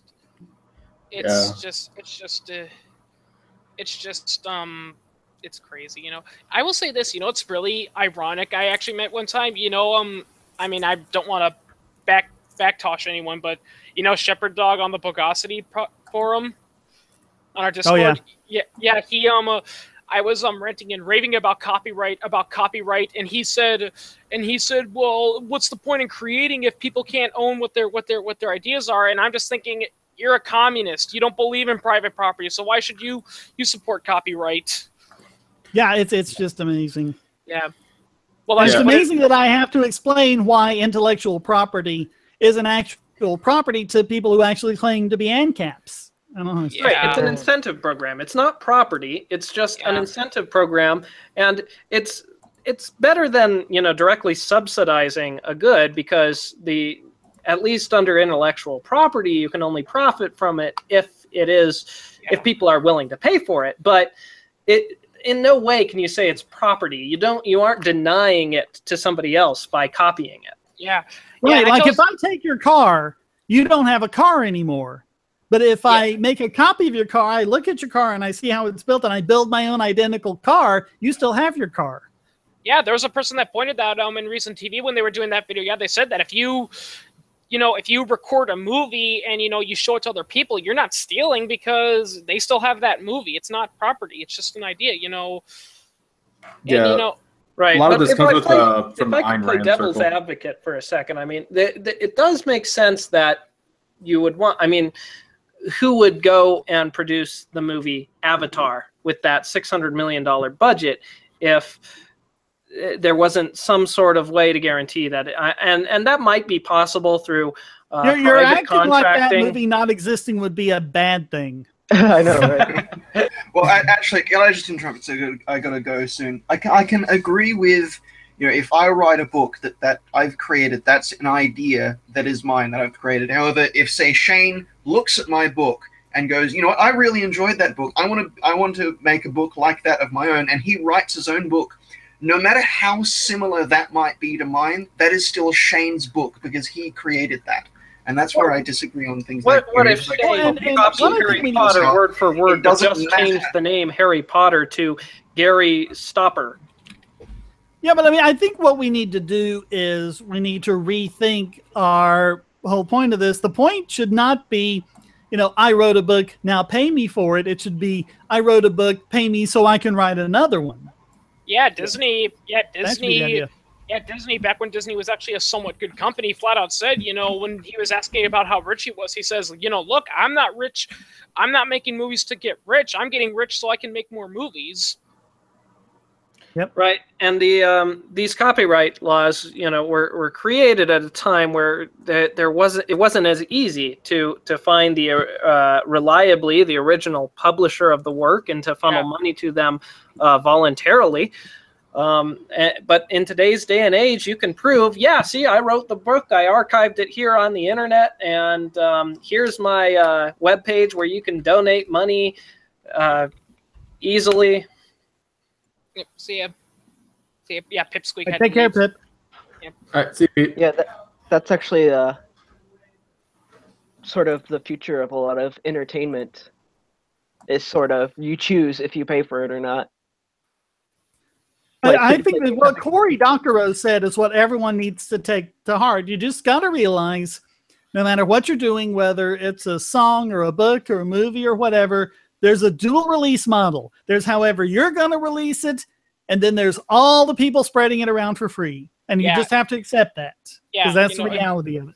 And the truth is, and people pointed this out, is that contrary to popular belief, all that free stuff on the market doesn't actually affect your sales at all. It's been proven, God knows how many times I've resorted to torrenting some sort of media that I would otherwise pay for simply because it was unavailable. I mean, I paid for the Rick and Morty seasons. I pay for Netflix subscriptions, and I'll pay for media that I enjoy, but pretty much the only time that I ever torrent something is because I have no other way of getting it. It's absurd when they don't allow it. We do this all the time with stuff on PlayStation View. It's like, it's got all the latest stuff and we can watch it. But so many times their service is just so crap and it stops and loads and stops and it's like, forget it, I'm downloading the torrent. Yeah, and sorry to bring back. I paid for the service. I should be able to watch it. It's not my fault that you can't deliver it to me. And sorry for bringing back the Star Wars thing, for bringing back Star Wars again. But that's actually how I saw Rogue One. I saw it on an internet website for free because I've got a little thing against Disney, but also because I didn't know how it was going to turn out. But a lot of people were saying, well, okay, The Force Awakens was terrible, but give Rogue One a chance. And I'm like, okay, I'll watch it. And I watched it on a stream, and I'm like, okay, that's it. Really, the reason I think why it didn't affect me as much is because I didn't pay for it. There's no doubt in my mind that had I paid to go see it in the theater, I would have walked out saying, well, there's $20 I'm not getting back. Leave early and get your money back. That's what I did with Highlander 2. God. Fun fact. Oh, God, that is such shit. Highlander 2. Oh, God. Fun fact about Star Wars and getting your money back. The actor who played C-3PO, what was his name? Anthony something? Anthony Daniels. Anthony Daniels, he actually said in an interview prior to working on Star Wars, he actually wasn't a fan of science fiction. He said, before I got involved with Star Wars, the only sci-fi movie I ever saw was 2000 A Space Odyssey. And he said, after sitting there for 15 minutes, I walked out and demanded my money back. Well, God, he didn't even give it a chance. You need to know what to expect when you're going into 2001. And I've heard this about the new Blade Runner movie, which I'm hearing from people is really good, but you got to sit through it. Yeah. You know, it's not a fast-paced, shoot 'em up, you know, J.J. Abrams, Star Wars, Star Trek type thing, you know, or whatever. People are way too impatient to enjoy some of those movies. I mean, 2001, A Space Odyssey, I have to give Stanley Kubrick some major props, because he applied an awesome filter that everybody who was not patient just hates the movie, but then everybody who loves it, they just... They must have studied. It's so well done. There is so much going on that's nonverbal. Yeah. You know, and people don't get that. It's kind of like, you know, WALL-E, there's like, whatever it is, 20 or 30 minutes of the movie, it's just robots and no dialogue. You know, yeah, it's just robots, and the only dialogue comes from either the movies or the occasional squeaks that WALL-E gives out. You know, like when he's like, WALL-E, like that, you know. First rule of cinematography is show, don't tell. And when directors actually apply that, it makes masterpieces. Yeah, actually, Teal Deer was reviewing Dunkirk for a while, because, you know, there was a whole Dunkirk controversy, and he says one thing he really loves about Dunkirk for a war movie that we don't see a lot of war movies is that it was actually very quiet for a war movie. But I mean, there is a way to do it wrong, because you do need to have the underlying thing being engaged, and I think that's really what they did wrong with Star Trek: The Motion Picture. Is they were trying to be like 2001, and for the art of filmmaking, there's nothing better. It is perfectly directed, beautifully shot and framed. The special effects are wonderful. The score is Jerry Goldsmith showing everyone else how it's done. The art of filmmaking, they got perfect. The entertainment of filmmaking, they just, you know, completely shot to hell, because there was nothing really. You could have told that story in like 40, 45 minutes. It could have been an episode. In fact, it actually was. It was a rip-off of a couple of earlier Star Trek episodes. And I mean, it's just like, okay, yawn. Yeah, I mean, I think that's the problem with some of those independent films too, is like, you know, it's like with the movies, you know, see, the problem with movies is that you got to balance the art with the entertainment, and the problem with a lot of those independent films, and actually an old season 2 episode of South Park pointed that out in their episode, Chef's Chocolate Salty Balls, with the independent films. The problem with a lot of independent films is that they're so artsy and all that. That's like, you know, yeah, I can see how it's artsy, but there's no entertainment, you know. There's something with a lot of those films that I call PDS, pretentious director syndrome. Yeah. And I'll give you the perfect example. Brokeback Mountain. Brokeback Mountain. I like that movie. That was a good movie. It could have been about 20 minutes shorter, because so much is Ang Lee saying, oh, look at how beautifully I shot this landscape, or look at how I'm doing this. Forget that. Cut that out to about a fifth of the time it is, and then get on to the next thing. And a lot of people love to say that Brokeback Mountain's about, you know, closeted homosexuals, but it's, from what I've heard, it's pretty established in the film. You know, it's both men are straight. It's just them, you know, thinking, hey, we're together, we're sleeping in the same bed. Does that make us gay or something? You know, that's what the whole argument was. You know, is like, what defies sexual orientation? You know, I don't know. I didn't like that movie personally. I've seen it a couple times. It's about them coming to terms with that side of them. So I guess they're either gay or bisexual or whatever. I think that one character was properly gay. The same one, I forget his name, but he played in October Sky. And I think his character was supposed to be gay, and I think the other one was just bi. But yeah, it was all about them coming to terms with their feelings for each other. And as a love story, it was pretty well done. And that's not something a lot of movies do well. Yeah. I was just confused with like how I was jumping through like times and stuff like that. I was just really confused. There was actually one guy who told me about Brokeback Mountain, and he says one thing I love about Brokeback Mountain is that it demonstrates a gay relationship where the main conflict isn't from, you know, racists and homophobes, because a lot of movies like that are all about, you know, the gay couple is perfect, everything about them perfect, and it's those bigoted straight white people, but they're completely ignoring the fact that gays have relationship issues and they have the same feelings that straight couples do. Yeah, and the conflict was pretty much between the two of them. And yeah, I mean, there was some of that towards the end. I think that was how that one guy died. But You know, it was most of the conflict was just between the two of them with their relationship, because they were just out there in the middle of nowhere by themselves. There was no one else to actually persecute them or anything. Yeah, you know, it's like a really good example. I think another good example of pretentious director syndrome has to be the movie Milk. Yeah, I haven't seen it. Oh, it's about the politician Harvey Milk, who was like one of the first gay politicians in like a San Francisco area. And the funny thing is that he's always remembered for being gay and for being killed by Dan White. But a lot of people have pointed out Harvey Milk as a politician didn't really do anything. I find it interesting that the Libertarian Party was for gay marriage long before the Democrats. Yeah. Oh yeah. Yep. Oh yeah. And for marijuana legalization and all sorts of other things, you know, go down the list. Yeah, I actually saw this one funny guy, like he was an older gentleman, and he says, geez, you know, I'm seeing Republicans being conservative and Democrats being liberal. I remember a time when it was the exact opposite. The Democrats were saying that America needed to stay in touch with God and all that, and it was the Republicans saying we need to have socialized welfare and all that. Well, and there's this myth that they switched and one became the other. That's not true. If you go back and you look at the early progressives, you know, the ones who were calling for a minimum wage and things like that, the reason they were calling for that is they were eugenicists, and they knew that all of those policies would hurt blacks and other minorities and other undesirables. Oh, and yeah. one of them actually lamented that we haven't actually reached the point where we can chloroform them once and for all. Yeah. Fun fact, you know, I mean, I've seen a lot of unions love to say, well, thanks to the Davis-Bacon Act, you know, workers are liberated. And I'm just thinking, you do realize that the Davis-Bacon Act was passed so black workers couldn't find jobs and the white workers would be protected. Well, they came right out and said that. That wasn't even like anything in secret. They said publicly, this is what we're doing with that. Yeah, it was all because you know, when they were going to build that veterans hospital, one guy said, "Hey, let's get some black workers up here from the South." You know, I mean, they're not the best, but they're good enough and they're cheaper. And initially they approved it, but then the other company lobbied, saying, "You can't do that. These are, you know, N-words. You know, we need to keep you know, the white men in work, not the blacks." And that's what it was. The very first minimum wage law in the United States was Massachusetts in like the 19-teens, the second decade of the 20th century. And it was done explicitly and expressly, not secretly. They came right out and said this to keep women out of the workforce. Yep. Oof. Oh, here's another good fact that was brought to us by Walter Williams. You know, Walter Williams did a study about South Africa history. And you know who were one of the biggest pushers for equal minimum wage for all workers in South Africa? It was the apartheid government.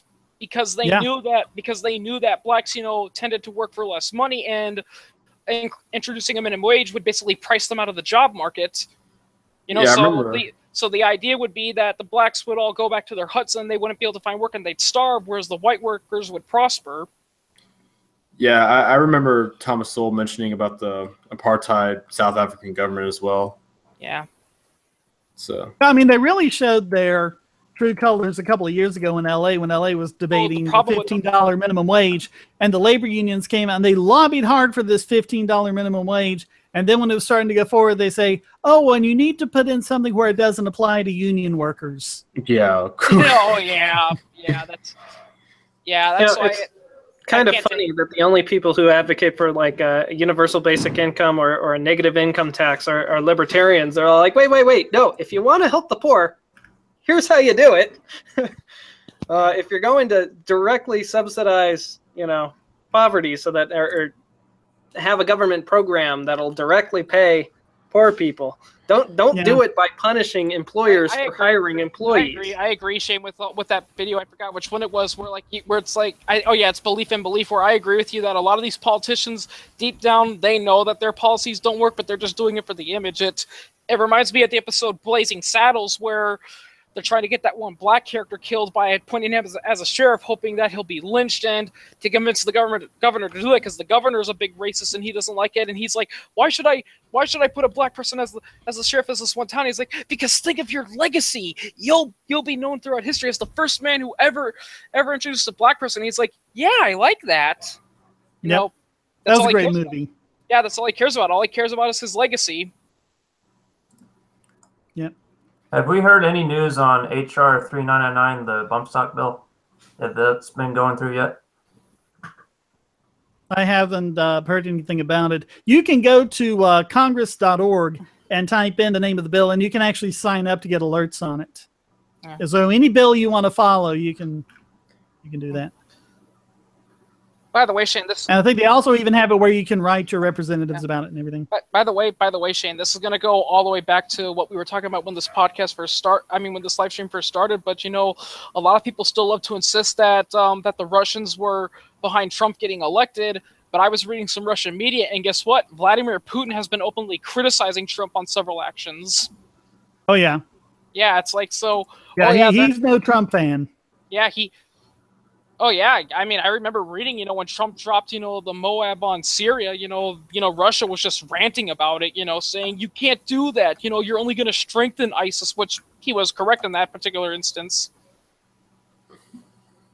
I will say though, going back to Russia, one thing I really love about some Russians is like they love to use the example in Syria and see, look what Russia's doing. They're fighting ISIS and they're doing it effectively. And shortly after that one ISIS strike occurred, there was an incident where a Muslim came out and tried to shoot several officers. Yeah, that's what I have to ask. How come all these terrorist attacks are occurring in Russia, the UK, France, Norway, Germany, China, but they're not occurring in places like Switzerland or Japan? Well, why do you think? I know, that's the point. I saw something really interesting one time, and it was one of these people trying to convince that, oh, it's the migrants that are, you know, causing all this and they're terrorists coming in. And they showed a picture of Europe and they said, oh, you know, I think it was Portugal is the only one that restricted migrants, and, you know, the number of terrorist attacks, Portugal was 0 and the rest of them had, you know, all these numbers on it. But they had like cut the map off there, so you didn't have Switzerland, you didn't have all of these other countries, you know, in Southern Europe that hadn't been doing that also had no terrorist attacks. Yeah. I mean, Switzerland is really fun. You know, one thing I really love about Switzerland is like it's the bane to all statist arguments, because Switzerland it's not perfect, but it's one of the few shining examples of a somewhat, it's not completely, but it's a somewhat libertarian, you know, society. And it's like everyone, you know, because the thing with Switzerland is like they do everything that all the statists say you should not run a country, and yet they're prospering, you know. I mean, a lot of conservatives, you know, who support the military are like, well, you got to have a strong military, else everyone's going to try to invade and conquer you. Look at Switzerland. They were through 2 world wars, and not once did an enemy soldier set foot on their land. I had a proud moment yesterday with Alina, my daughter. She turned 16 today, actually. But congratulations. Yeah. Thanks. But she had said to me, it's like, Dad, why can't we just be more like Switzerland? It's like, I think I'm raising her right. Yeah. I mean, again, Switzerland's not perfect. They do have a few BS laws, but as a whole, you know, like I said, they do everything that all the statists say you shouldn't do. You know, they don't have a lot of social programs. They don't have subsidies. You know, they don't subsidize everything, and yet people flourish there. You know. And I especially love when the anti-gun people say, but can you imagine a society where everyone's carrying a gun? Guess what? Switzerland, not only are they allowed to carry guns, in many cases they're required to have them. Yeah, and you also have like Switzerland and Denmark and a whole bunch of countries you can list off that have no minimum wage. Yep. If I could go back for a second, my proudest moment as a parent, I think, was when I talked to my stepson about the Pledge of Allegiance. Now, I didn't want to, you know, indoctrinate him or push my values onto him, so I just said, well, what do you know about what do the actual words mean, you know? And all I did was just explain what those words meant. I pledge allegiance. I promise to be loyal to the United States. And when I explained that, he turned to me and goes, "What? That's like they own you." Yeah. Wow. Yep. Yeah, it's pretty funny. Yeah, they used to do those little patriotic programs where the parents all come and enjoy, and the kids sing like, you know, Yankee Doodle Dandy and all the patriotic, you know, stuff like that. And you know, after one of those, Alina said to me, it was like, Dad, I like doing these. I have a lot of fun, but the songs really aren't great and they don't make much sense. Yeah, it's pretty funny because growing up as a kid, one thing that always baffled me in the Pledge of Allegiance was the Under God phase, because it always seemed a little out of place. But then when I was older, I found out that's because it wasn't in the original Pledge of Allegiance. They just put it there as a middle finger to the Soviet Union. Yeah. Yeah. Yeah, which I agree, you know, I mean, because like when you think about it, the Pledge of Allegiance actually does go kind of smoothly as a poem, but then it's like one nation, indivisible, liberty for justice for all. It's like, oh wait, we got to add under God, so it's like it's jutting out of it's jutting out of there. It's like, what, you know? Yeah, but it's like everyone's talking about, oh, you know, the First Amendment, we got to remove under God from the pledge and all these things about the Pledge of Allegiance. Oh, you know, you got to stand. You got to make the school kids say the Pledge of Allegiance or else you're anti-American. Why do they, you know, take a knee for the national anthem? They're supposed to stand and put their hands over their heart. And I'm wondering what a free country is doing with a Pledge of Allegiance and a national anthem to begin with. Yeah. Actually, there used to be this TV show on Robot Chicken. Actually, I mean, not Robot Chicken, but Adult Swim. And I think it's still going, called Moral Oral, which makes fun of, you know, uber religious people. And the main character, Oral, lives in a town that's so religious that when they sing the Pledge of Allegiance, they say one nation under God and to Jesus Christ. Yeah, wow. You know, there was a couple things I wanted to mention. One thing, I love what the Amazing Atheist said, that he just calls it the national theme song, which is how I'm going to refer to it all the time now. And then the other thing was the show, The Whitest Kids You Know. You got to look up the Pledge of Allegiance sketch from Whitest Kids You Know. That is priceless. Yeah, it's sad they're not making TV shows anymore. That was awesome. I love The Whitest Kids You Know. Yeah. My favorite one is the skit where they're in the classroom and like a kid finds out that his mom died in a car accident and the teacher's making them guess which the mom is. Yeah, it's like, do you guys need a hint? Yes. Okay, she was drinking. Joey's mom. We somehow muddled on through without a Pledge of Allegiance for 100 years, without a national anthem for like 150. You know, none of this. People are acting like this was set down by George Washington himself. No. Yeah. It was another fun fact. It wasn't a God trembling, you know, religious nutcase, you know, right winger who proposed the Pledge of Allegiance. It was actually a left-leaning socialist. That was Francis Bellamy. And you know who's responsible for the national anthem, for whooping up everyone to get them to do the national anthem? Who? Robert Ripley, the Ripley's Believe It or Not guy. Really? Oh, wow. He actually did that. He has, believe it or not, the U.S. has no national anthem. And he got that in all the newspapers and got everyone, you know, worked up about it. He was like, hey, we got to have a national anthem. So. Well, I mean, did you say like we had several national anthems? Like, yeah, we know the Star Spangled Banner, that was a patriotic song, but we also would sing things like Hail Columbia. There were a lot of songs that the United States would have depending on the situation. Beautiful. But there was no official one that was like, this is the national anthem. Yeah, it was more like you sang it based on whatever your mood was or what the event was. Like if the president was in town, you would sing Hail to the Chief. If like the U.S. was celebrating some major military victory, you'd sing Battle Hymn of the Republic and all that. It wasn't until like the 1920s and the 1940s that we really said, okay, we got to have a national anthem. Yeah. Yeah, I was wasn't George Washington against putting the faces of the presidents on currency? And that's why it was a big problem with Lincoln. I don't even know if that was an issue. Wasn't it until like, I think it was the Second National Bank where they started doing that, wasn't it? I thought that was like, had something to do with Lincoln, because I remember Thomas DiLorenzo talking about, of course, the real Lincoln. And Lincoln did the greenback. Well, here's another interesting fact that people don't realize. Did you know there's no legitimate reason to have daylight savings? Yeah, it makes no sense. And no joke, I've actually looked this up from today. I found out that the main advocate for daylight savings, contrary to popular belief, it wasn't Ben Franklin. That was actually a sarcastic remark he made. It was actually some social busybody who was complaining, oh, how come it's bright and beautiful, yet everyone is asleep at 9 o'clock in the morning? But I think it was Adam Ruins Everything, where he just went down all of the things that were wrong with that, and like, how heart attacks go way up right after a time zone change and everything it does to your body when you mess up your circadian rhythms and all that. Yeah, I like Adam ruins everything in his light early bulbs days, are but now it's just 5 to 10 times more efficient. No, his show's still mostly good. He's had a couple of social justice moments, but it's still mostly good. My favorite fail of his is when he did the episode about masculinity, and he said, and he even made the stupid argument saying, "Oh, but humans aren't directly related to chimps; we're related to bonobos, which are matriarchal." And I'm like, bonobos are chimps.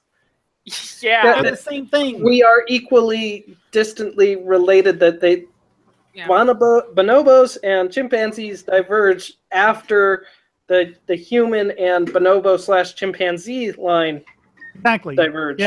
Yeah. But here's my big problem with that episode. He was talking about how horrible it is to be an alpha and how it was great for him to be a beta. If you look at all of the aspects of an alpha male, he does all of those every single episode.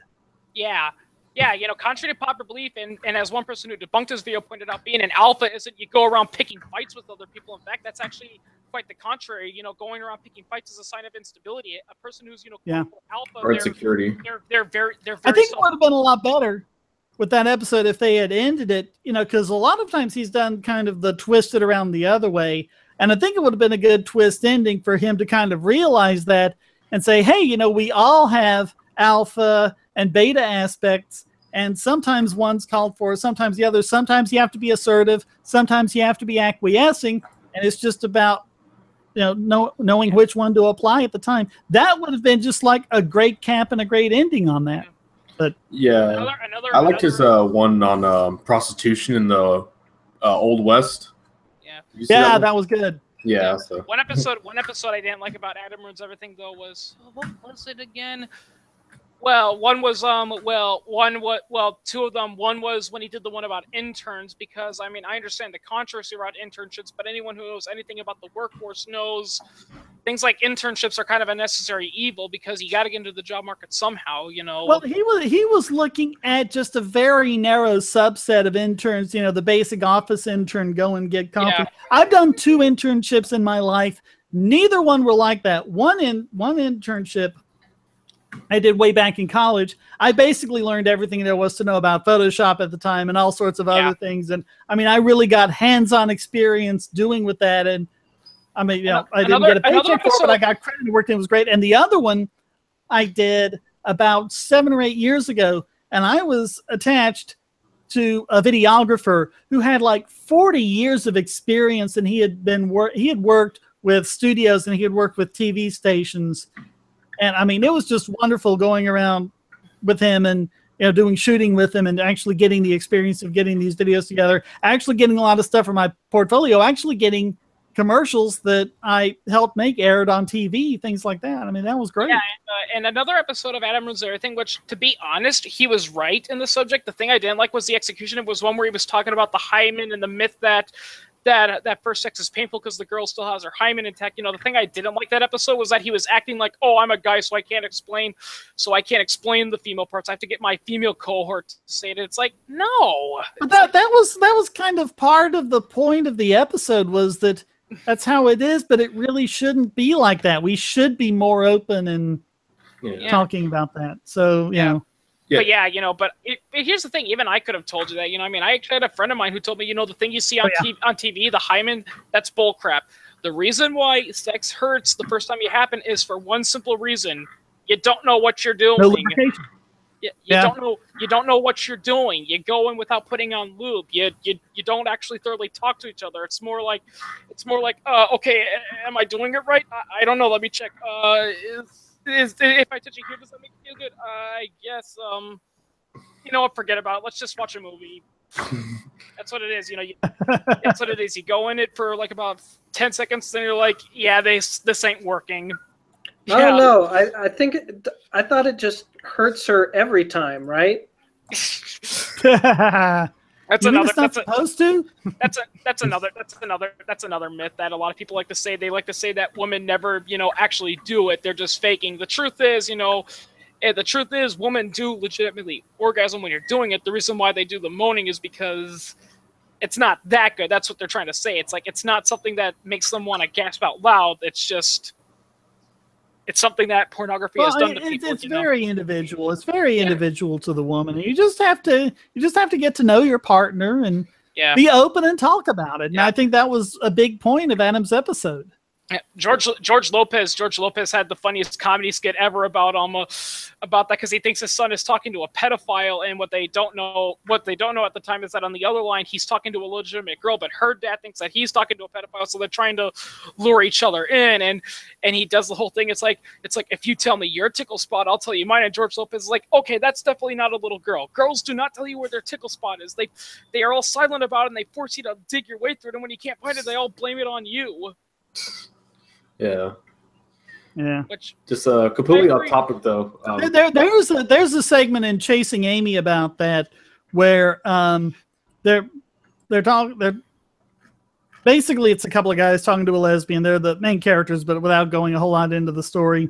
Two of them are just going back and forth about how when you're performing oral sex with a woman, because she's a lesbian. Now, when you're performing oral sex with a woman, it's just bad that she doesn't give you any feedback, and it just give the other person feedback, what you like, what you don't like. It can be a lot better, but it's a hilarious scene. I'm not even going to try to recreate it, but that's a great movie. Like, what does the lesbian say? Is she like, finally someone gets it, or?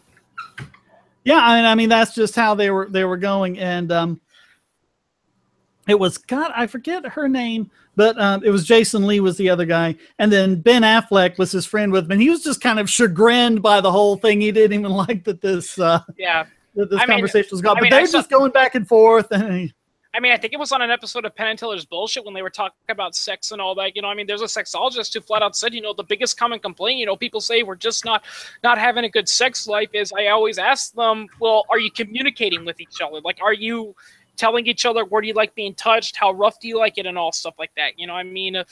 People like to treat sex like it's this sporadic, magical thing, but the truth is it doesn't work like that for the most part. No, but I think it can be. It just takes, a bit longer. You just go slow, try different things. And then once you get to know your partner, it can be a lot better. Yeah. Yeah, I will say that though about Adams Ruins Everything. He's got some good episodes, but he'll never be as good as Penn and Teller's Bullshit.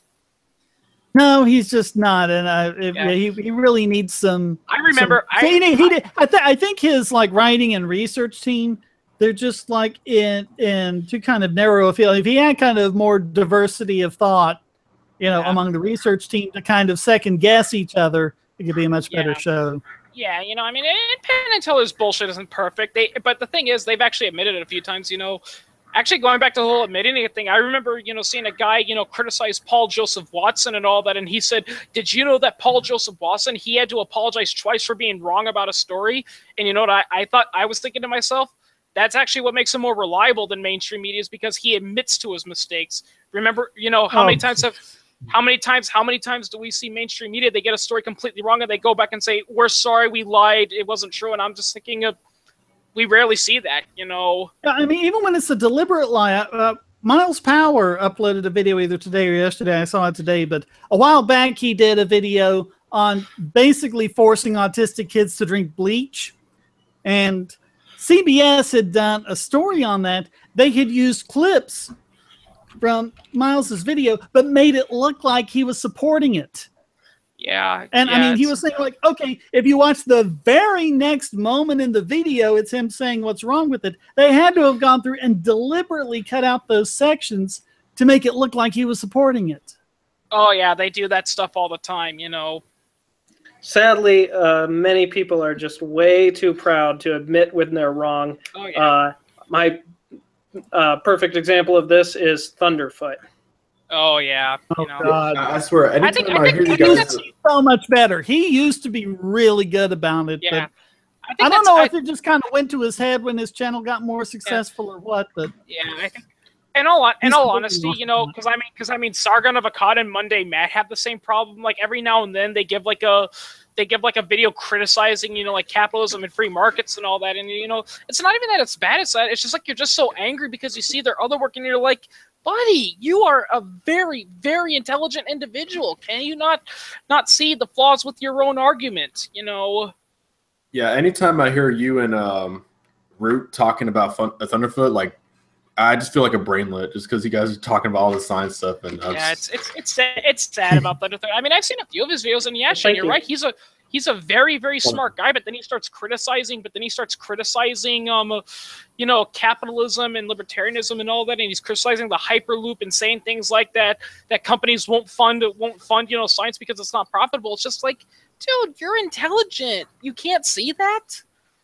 Well, it's like take a look at his series. Take a look at his series. Why do people laugh at creationists? And you can see the progression for most of the series back when it was in his heyday. It was just really good. And then it got more sparse. Then I think he went for a long time without uploading one. And then he started doing them again, but they're just not the same thing like it was. Yeah. Like we did one on Sarah Palin where it's not even clear if she's a young Earth creationist. And yeah, it just wasn't the same quality. And it was more about him, you know, going after people he disagrees with politically. And I don't. Young Earth creationists were starting to die out, weren't they? Yeah.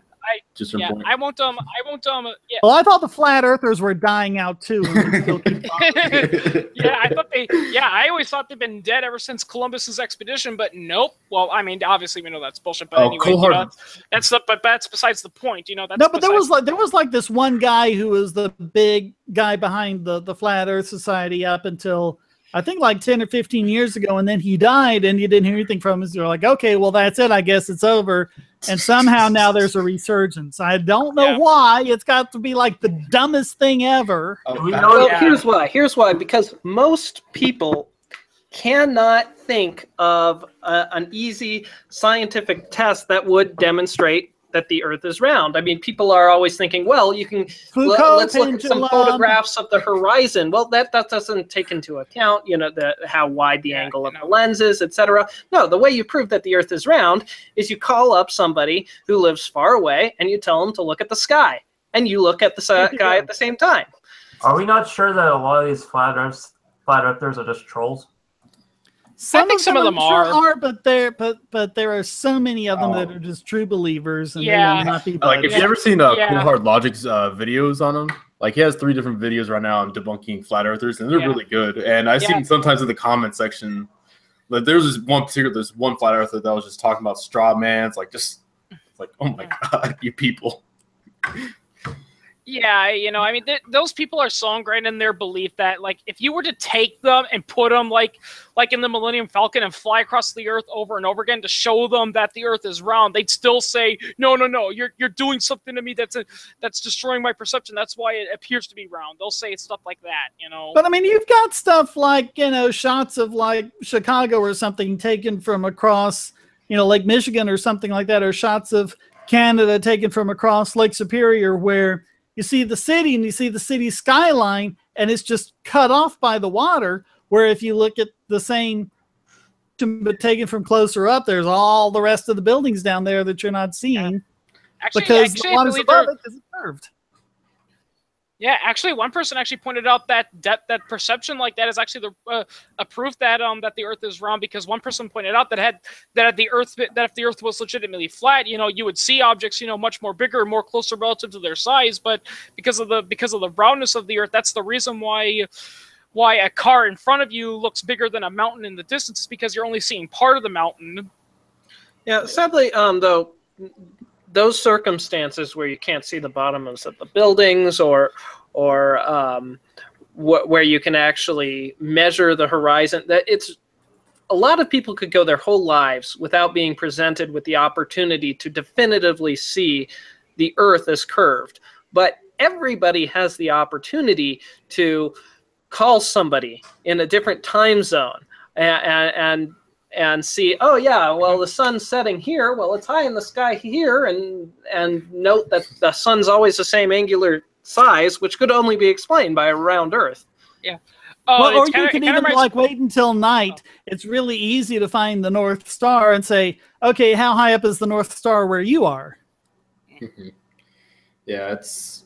Where's the Big Dipper? Where's Orion? That's actually the reason why astrology is bullshit, because actually Penn and Teller pointed this out in their astrology episode, is because the stars are in different places depending on where you are because of the Earth's curve. So that means, what the Greeks say about astrology is going to be completely different from what the Chinese say about astrology. Yeah, or like because they were looking at different. They're looking at different parts of it, and then you have like in the northern hemisphere for all the Western, you have like bears and hunters and things like that. When you go down into the southern hemisphere, where they didn't see those constellations until much later, then they saw telescopes and things like that, things that were of importance to them. As Penn and Teller pointed out on the astrology episode, astrologists do the exact same thing that psychics do. They either cold read or they cheat and hot read you. Or they just do Barnum statements, things that apply to everyone. Yeah, oh yeah, that's true. That's a common. Yeah, South Park, hit the nail on the head with the biggest douche in the universe, and this applies to both psychics and often to astrologists. They just do that. They just throw a very blanket statement out there, and once someone raises their hand, they just carefully question it, and you remember this stuff, Like, I remember when they did an unedited video of the astrologer, because they were showing earlier the scenes where he was guessing everything correctly, but they were showing he was saying, okay, so are you into modeling or like gardening or anything? And the person's like, no. Are you into watching movies? Not really. Do you like going out to eat a lot? Sometimes, not a whole lot. Okay, do you like technology? Oh yeah, I love technology, stuff like that. Then they just go. But James Randi somehow got someone leaked to him the raw footage of one of John Edwards' episodes, and if you watch the episode that aired, Edwards doing his normal, bunch of random guesses at 90 miles an hour. Is it this? Is it that? And the guys in the audience going, yep. And you're like, oh, wow, he's getting hit after hit after hit after hit after hit. It must be great. The actual footage of the way it happened, the guy's just kind of giving him blank stares like he doesn't know what he's talking about. And then Edward just gives up and moves to someone else. And then at the end, they have this little part where the audience can give feedback. And this one person is just laying into him. It's like, you're a phony. You're a fraud. Anyone can do this. You're not talking to that. You don't have any of these powers. And that's the point where the guy's going, yep. Except they edited it to make it look like he was responding to they actually showed that in the Penn and Teller episode. 90%, almost all the people who go into there, 90% of the people, when they come out, they're just like, nope, that was a waste of my time and money. Anyone could have done that. Yep. Yeah, it's very easy. 5 minutes to 10. I'm going to turn into a pumpkin here soon. So anything you want to say real quickly here in the last few minutes? You're going to turn into a pumpkin. Does that mean I can smash you on Halloween? Only one person gets to smash me on Halloween, and she's a lot better looking than you. So. But you like Brokeback Mountain, though. So, I mean... I wish Halloween was fun again. It seems like nobody celebrates Halloween these days anymore. Yeah, I had one thing to ask. That jelly bean jar on your rack, Shane. Yep. Do you constantly keep that around to remind yourself of the wisdom of the crowds, or do you pick at it? It's just something in the background that relates to previous videos, things like that. I just kind of stick things in the background to make it a little more interesting and to call back to things. Wait a minute, Shane. Shane, your dresser in the back, it looks like a cross. Are you trying to say that you're a religious person? Remember the Mike Huckabee thing? Yeah, the Mike Huckabee commercial. And Mike Huckabee, he's no good person. But one time when he was smart was when he told people, it's like, look, it's a bookcase. Yeah, from that particular angle, it looks like a big cross, but it's just a bookcase. A cross is an easy thing to happen. One thing falls along the other. You had that thing in the World Trade Center about the cross. It was just two pieces of steel that were stuck together, sticking up there like, oh, it's a cross. It's a sign from Jesus. Yeah, because no one would ever bolt together two pieces of steel at a right angle when they're building a building. Yeah, or my personal favorite is when those SJWC swastikas everywhere, and the shape looks like it, but at the end of the day, the swastika is a very easy symbol to make. Sarah Silverman once went crazy because people were painting swastikas all over her streets, and there were surveyor's marks. Yeah. I hate Silverman. She went on record and she's not even trolling. She legitimately believes that she thinks that if you're not a left-wing socialist feminist, you have a mental disorder.